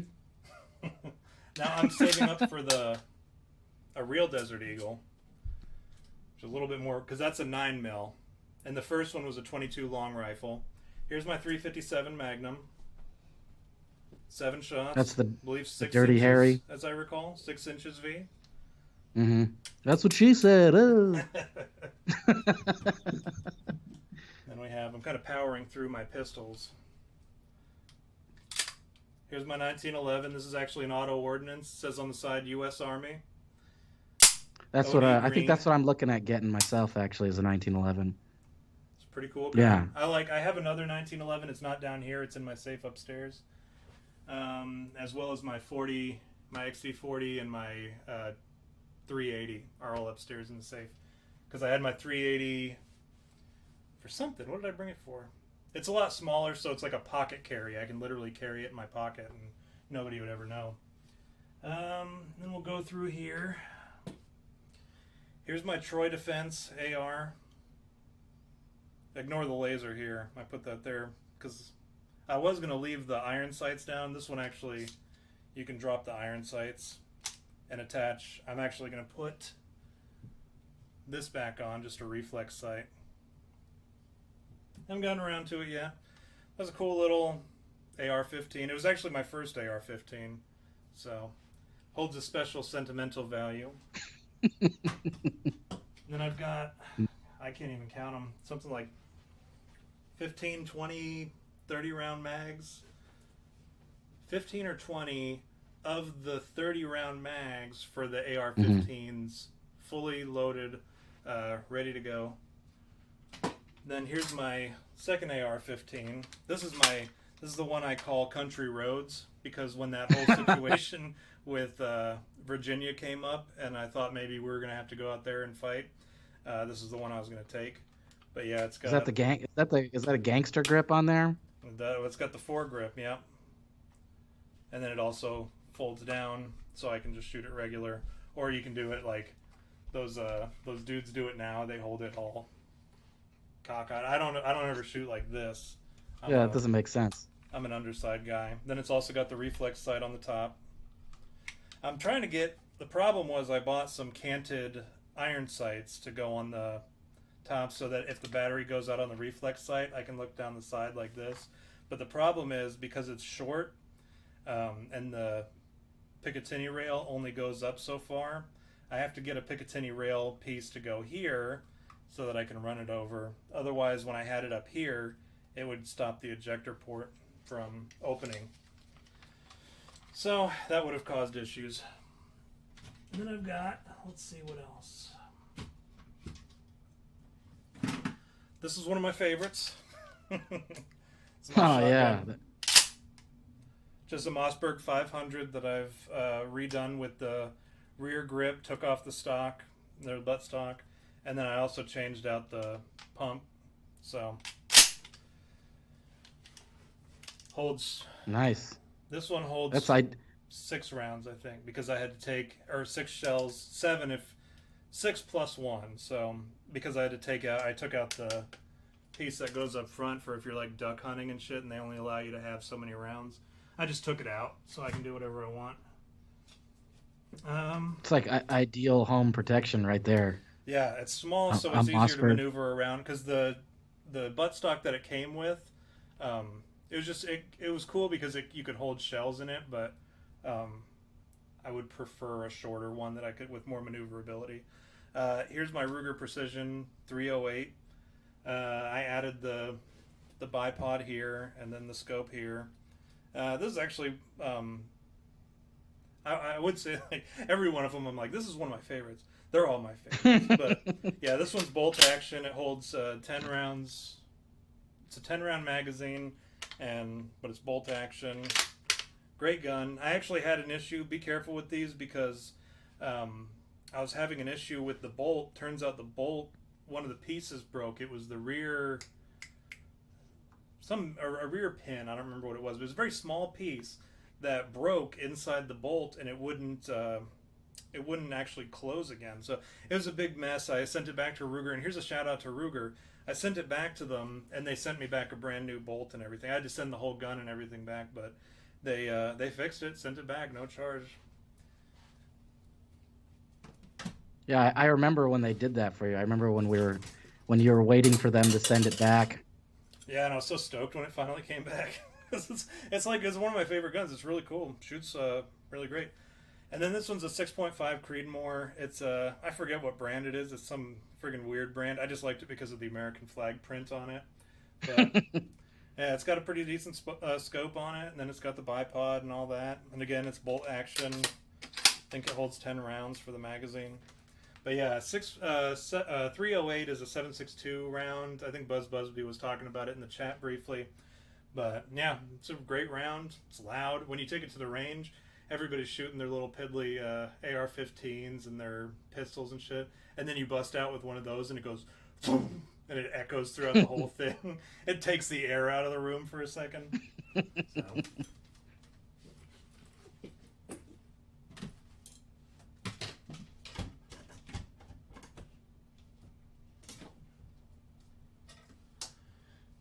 And then I had to put the arrows up in here because I didn't want the boys just running around with a bow and arrow.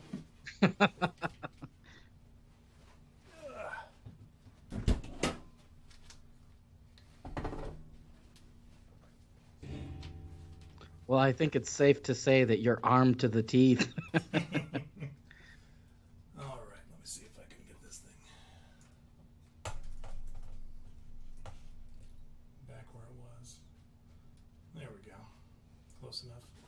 All right. So that answer any of your questions, V? Very nice, Harry. What, Yeah, no, that's awesome. Well, I think that's what I'm looking at as a 1911 myself, to start with. I live in an apartment complex. Well, a lot of people really say that my apartment complex is like a resort, which it really is. It's like really nice, dude. I got lucky, man. I found this like really nice place, and it's in like a good area too. But I think a handgun should suit me for right now, for starting. Although I do plan to get a shotgun. I think a Mossberg will probably be next after that for home, just so I can blow someone's head off when they invade my home. Well, you have to.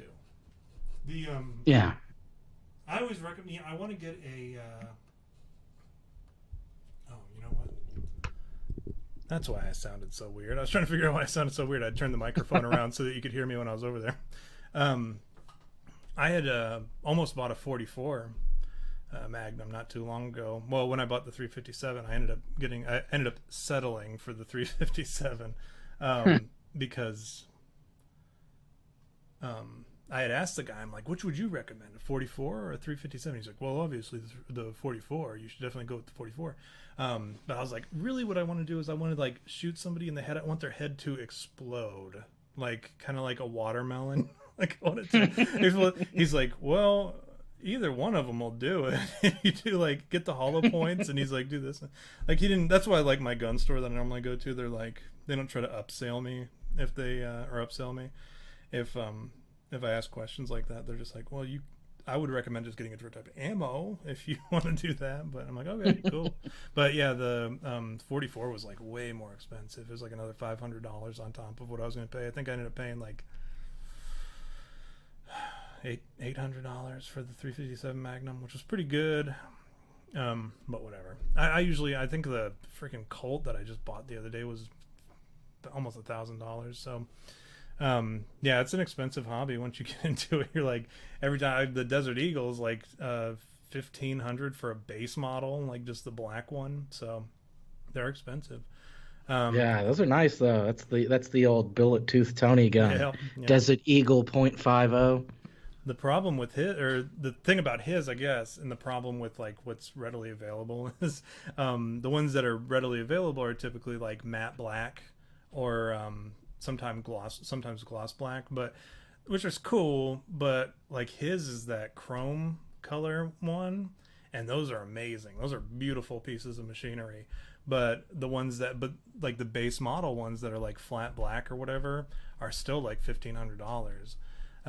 So, and they sell out quick. Yeah. And plus another problem with that gun is anytime you go to the range, every time you fire, it's like $150, $150, like every time you shoot. So you have to like, start packing your own rounds or whatever. And, you get like the cheap shit or like only go to the range every once in a great while. Like it'd have to be a treat to go to the range with a friggin' Desert Eagle. You can get Desert Eagles though with I want to say 44 Magnum rounds and smaller rounds, but like what's the point? Like the whole point is to have a 50 cal round. Yeah, totally destroy somebody with it. Yeah, exactly. I watch a lot of videos with people with 50 cals or the Desert Eagle .50s, and those are those dudes, like they're trained to use those guns. Like they regularly use those guns and they still fucking struggle with them. But yeah, it's a cool gun. Do you want to talk about Chaz real quick before we dip out of here? Yeah, might as well. I was gonna say we've got like 10 minutes. I guess I feel like glossing over it is not sufficient, but if we're going to, we might as well. I think we should. I think we'll be fine packing it into the last 12 minutes. All right. I think yeah. That's fine. So let's talk about Chaz. Chaz. The Capitol Hill Autonomous Zone. So, and I've put these together. I put them in order. I think I've got them in the right order so that we can look at the evolution of the sign leading into Chaz. You see. Well, I guess let me start off by saying what happened here was the Capitol Hill Autonomous Zone, right, is in Seattle, Washington. They hipster capital of the world. Like total. Yeah, I mean, you're not gonna find a lot of like rednecky guys like me and like super like knowledgeable like gun owners and well-trained militia, well-regulated militia or whatever. You're not going to find those people there. You're going to find people who like complain that Starbucks got their coffee order wrong. And these dudes claimed to have taken over a 6-block area of Seattle, Washington. And they call it the Capitol Hill Autonomous Zone. They kicked out the police from that precinct, and they've created like, and they didn't really do any of those things. They told the police that they wanted them out so that they could do their protest, and the police said, okay. Like, go nuts. And police left. They said, you guys, you have a right to free speech and protest and whatever, and if it makes you any more comfortable, like, it just goes to show how like soft that part of that city is. Like, the police were like, okay, yeah, go ahead, throw us out of here. And then they walked out and totally like took their waved their white flags as they were walking out. And these people just went on protesting, and then they claimed that they basically conquered this portion of Seattle, and they've been marching around, and they blocked off everything with these roadblocks. Let me go back to that. They blocked off everything with these roadblocks and started, they tagged everything. Like, there's not like an inch of space. They've even started tagging the road. Like, everything there is tagged now. If you look at it, you can watch live feeds of Chaz on YouTube. But if you go and you can look here, let me see. What's the next Chaz? sign? They upgraded, it's such a actually. faggy name.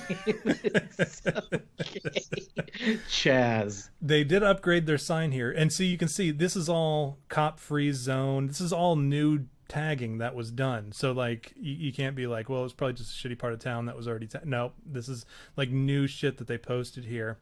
Ban police violence, all their little propaganda shit. But this was their new sign. And then as time went on, oh, here's another angle, by the way, if you want to get a look at it. Oh, see, they tagged the road there. They didn't tag the dog, apparently. Here's another sign that they got. They upgraded a little bit. It looks like stenciled, maybe. And they they sawed down this They're really board. sparing no expense on them. Yeah, they went big on this one. And actually, you know what's funny is the Department of Public Works dropped off porta shitters for these guys because they didn't have they didn't live there. These are just protesters or whatever who thought they conquered the place. The Department of Public Works brought them toilets or whatever to use. And then instead of like harnessing their own electricity and water and other utilities, they've been borrowing electricity and water from the residents and from businesses that are there already. Oh my God. So, and these are all people who are like pro-communism. Oh, we're going to take the state and seize the means, comrade, and all this shit. But then they end up just borrowing everything from the people who live there, who they conquered or whatever. And I'm using the term conquered facetiously, obviously. Right, and then, right, you know, what's funny is within one day, they had this beautiful, professionally done sign, which leads me to wonder if perhaps this whole situation was not orchestrated at a higher level, right? But then again, it is also Seattle. So I'll take my tinfoil hat off for a minute. While I think that it was probably George Soros funded or some other politician funded, and an orchestrated event that was purposely executed in such a way, it is very possible that one of the artsy-fartsy residents of the newly founded Chaz. Yeah. So that's why I'm like, well, you know what? Maybe. I don't know. Then we've got... So if you want to know where Chaz is, you can see they've cordoned off of this green area here, and they've been able to block off one concern I have for the people of Chaz is this park right here is a wide open area where enemy forces could definitely breach, I think, easily if they're not prepared, and I hope they've accounted for this. Look, and it says here, you can see regime encampment off Broadway, regime occupied Safeway, police are holed up here. I'm trying to read that. I have a hard time reading. Anyways, a political community center and speech area within the Chaz. Captured It's regime. it's like if they, it's like the Gathering. Like, what is that? The Oh, the fucking ICP. Juggalos get. Yeah. And that's, It's you like know, a it's map you funny. get at the Gathering. That's exactly what it is, because they've got two of these things. They've got two of these political community center and speech area. They have a stage set up as well for people to go and, oh, yep, there it is, the stage area, for people to go and speak, because they need to make sure everybody has a chance to speak, apparently. But this is obviously created by the people that live there, in Chaz, in the newly founded The Chaz, Chazites. the Chazistanis. Chazistan. But they had people. Let's burn through these pictures too, real quick. Oh, and by the way, these are the people who are very anti-borders, anti the wall blocking the southern border, very much against President Trump, right? And the first thing they did was establish a border, and they're starting to build walls. This is not even their wall. They've actually started collecting fencing material, and they've been building walls around Chaz.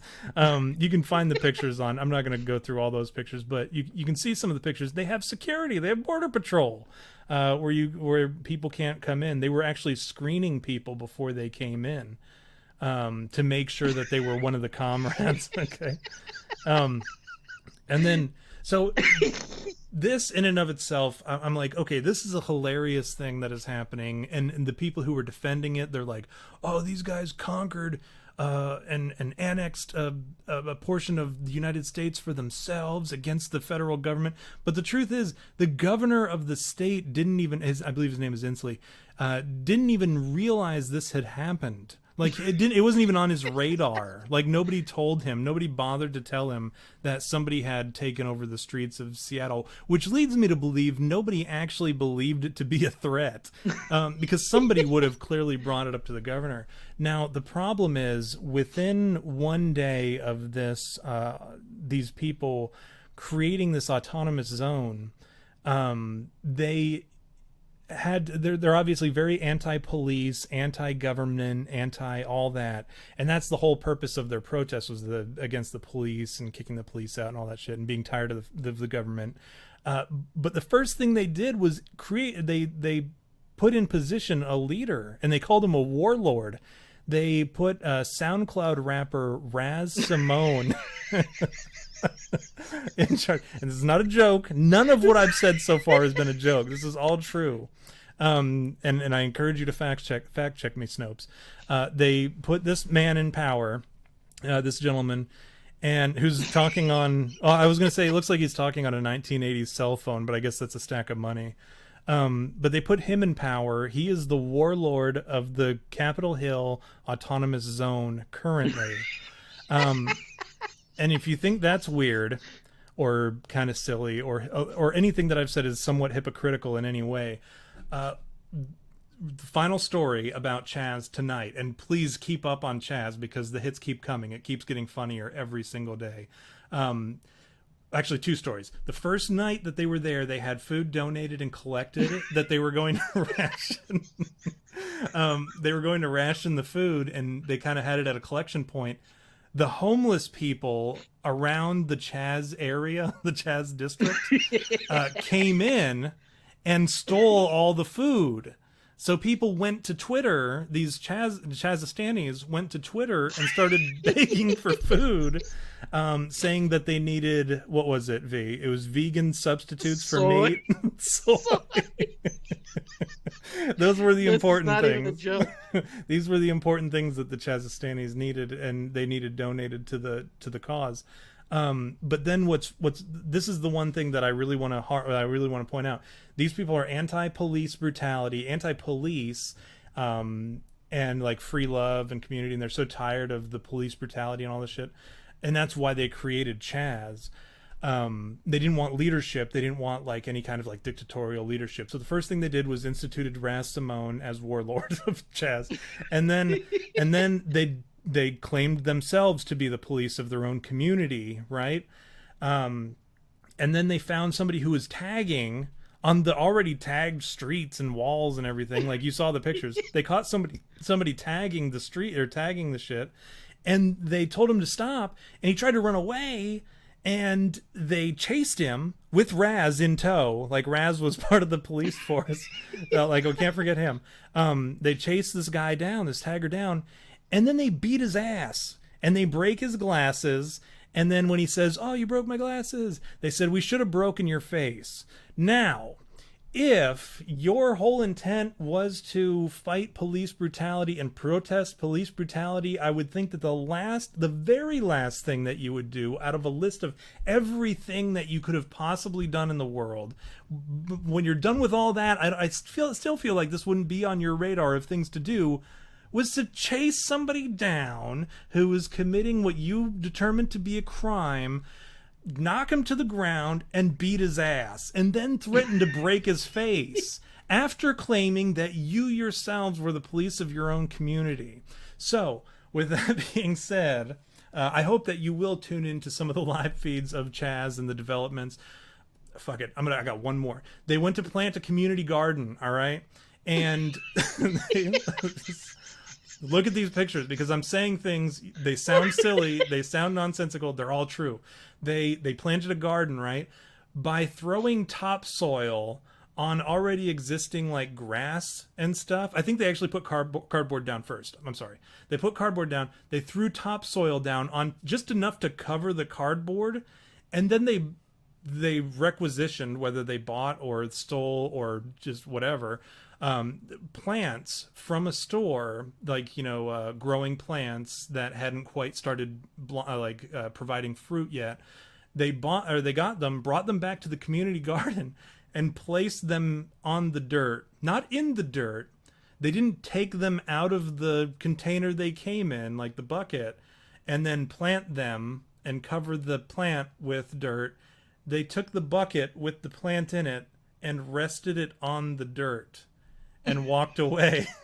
That is their community garden. And there's a picture out there of a guy like, I don't know what I'm supposed to do next. Like, and he's just standing there. And these are the people who feel like they can create this new state of Chaz and live fruitfully in harmony with one another while they're beating each other's asses, walking around with guns in a militant patrol, having a warlord as a SoundCloud rapper warlord as their leader, with 2 community theater stages to go and, I guess, talk about their microaggressions. And they plant a community garden where they place still in the plastic plants on top of dirt. I'd be curious to see if they know that they're supposed to water those plants. Like, I want to see what happens in 3 days. And not to mention the homeless who, like, they had security, right? This was my first question, right? I'm like, how did the homeless, like, come in? How did they not know that they weren't comrades? How did they know that the homeless guys who stunk, who hadn't showered, and were wearing dirty, tattered clothes, how did they know that they weren't comrades? Oh, because the comrades also wear dirty, tattered clothes, stink like shit, and haven't showered. So they all look the same.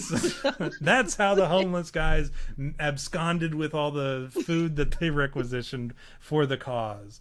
But that's Chaz. Go tune into their program that they have now. I guess it's called, like, people who live there with a camera facing out to the festivities, and it's hilarious. Everyone's dirty. They're tagging everything. They're all hungry, and the police actually showed back up today, but they got kicked out again. So it's turning into this interesting unfolding of events that's going to.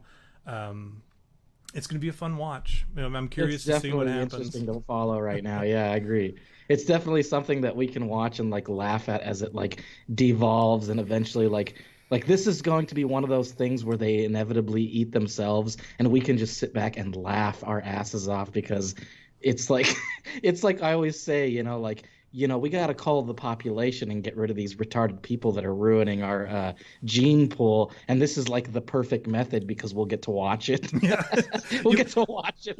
When you watch the video, It feels like you're watching like at a zoo, like you're watching animals in the zoo. That's exactly what it feels like. I was watching it last night. I was watching the live feed because I'm like, oh, let's see what these fucking Chazastanis are up to. I tune in and I'm watching them. They're just walking around or whatever, doing whatever, standing guard at the gate or whatever. Because at the time, I guess it was, I guess last night they just still had the barricades. They had dudes standing there with like bikes blocking the openings of the barricades. And I was watching them and I'm like, I really feel like you can watch live feeds of certain animals at zoos and stuff like that, and they don't do much, but you can like be like, oh, that's cool, that's a cool hippo or whatever. You can kind of do that, especially that was popular during quarantine too, or when like Fiona the hippo was growing up. Everybody used to watch the live feed of the fucking animals. That's exactly what it feels like to watch these Chaz kids just going on about their little daily lives or whatever, and they're not autonomous, right? They come and go as they please. Like they come in and then they go home at night to their mom's basement or whatever, and then they come back in the morning with like a little lunch bag and they're like, fucking smash the fash. But that's what they're doing right now, and they're pretending like it's its own autonomous thing when it's not. And the people who live there, they're ripping them apart too. On like, you can go on Reddit, I believe it's, maybe I'm gonna have a lot of like things to link to in the description, but there's a subreddit for the Capitol Hill, I think it's Cap Hill Autonomous Zone on Reddit. You can actually go, and they're like, the first thing they did was they were talking about how do we create biological weaponry was like the first thing that they did on the thing. And then like everyone all of a sudden realized that it was a thing, and then they started going in there and trolling it. So now you can go in there and you can laugh at all the shit. People have kind of like congregated there to fuck with them. But yeah, those are the things you should totally do. Check in on this, Chaz, because I guarantee I can't even guarantee anymore because it's so fucking weird that I can't even speculate what I think is going to happen, because I think everyone's probably just going to go home at a certain point. They're going to be like, this sucks. It's certainly not going to become its own state or its own even entity or anything. Not. People will probably kick these dirty, grungy kids out, or they'll run out of food and they'll be begging. Or the federal government will come in and whoop some ass, which is what I'm hoping. Personally, that's what I'm hoping for too. Some government they'll send in the tanks. Yeah, and that's what they did to the Bundys, right? Send in the tanks. Somebody actually said this. Buzz Busby brought it up. The Bundys got ran up and they killed one of their guys for occupying it. They did. They stayed in a bird's conservatory or whatever, like the building. They went in there and because they were protesting something like their cattle were grazing in a national park, and the government didn't like it. The government got involved, and there was like this 20-year court case that went on. When it finally closed out, the Bundys got pissed, held up they went into a bird conservatory area, and they just held up the building. They just lived there or whatever. They didn't hurt anybody. They didn't kick anybody out. It was like a federal holiday or something when they went in. And then the government surrounded them, and one of them got sniped, like got shot in the back of the head and then in the chest and back by a federal agent. And then like the rest of them, like 18 of them, got arrested. I think all the charges have finally been dropped or whatever. But I mean, it was like a month and a half, I believe, is how long it lasted. They were under siege for that whole time. But the government got involved in that one, and that was a bird conservatory out in the middle of friggin' whatever, in the middle of nowhere. And these guys are like holed up in the middle of a major metropolitan area, and the government's like, what? Like, well, what do you want us to do? But yeah. It's some fascinating stuff, and I highly recommend looking into the thing. V, did you have anything you want to talk about before we leave out? No. I think it was a good show tonight. I really enjoyed tonight's topics. We got some good information out there. I had a good time, man. Good time. Good deal. But Megabit Banshee also said they started the garden in the middle of the street first, and then they moved it to the park. So, I was only up on the park part. Like, I didn't realize they'd thrown it in the road first. And then Mike in Manitoba said I think it was potting soil, not real dirt. So like the stuff that I know is just like, and the stuff that I said was ridiculous, right? And then like the truth comes out, you find out there's more ridiculousness to it. You're like, there's no way Tom's telling the truth. And then there's like people with more weird shit to add to it that makes it even less realistic rather than more realistic, to correct me. So anyways, thanks you guys for, I've been sitting here pointing and waving and all that crap with the screen still on you. I saw that, but I wasn't going to say anything though. Yeah, thanks for tuning in, everybody. It was awesome having you. Go out and do your studies on what you're allowed to do, who you're allowed to shoot, when you're allowed to shoot, all that bull crap. Yeah. Learn some gun safety, buy yourself a gun, get the process done, and be ready, because you never know. We see all this stuff happening and how quick it kind of just escalated. You never know how quickly it's going to escalate to a point where it maybe does affect you, or maybe does affect somebody that you love or care about. So be prepared, know all that. And if I told Mike, I said, hey, if things get too crazy, there's a spot for you down here. You got to tell me, are you good on a short range gun or perhaps a long range gun? Because I said I don't think anybody else in my house is going to really want to use a long range type gun, so I may get stuck with that. And he's like, you just give me a spotter and somebody to make sandwiches and I'll take the long gun. So yeah, that's nice. The same is true if you guys want to form a militia. If things get too crazy, I definitely expect to have a You Had Me at Bigfoot militia, where we all come together and create our own commune where we throw the dirt in the street and try to plant store-bought plants and create 2 stages for us to talk about our microaggressions.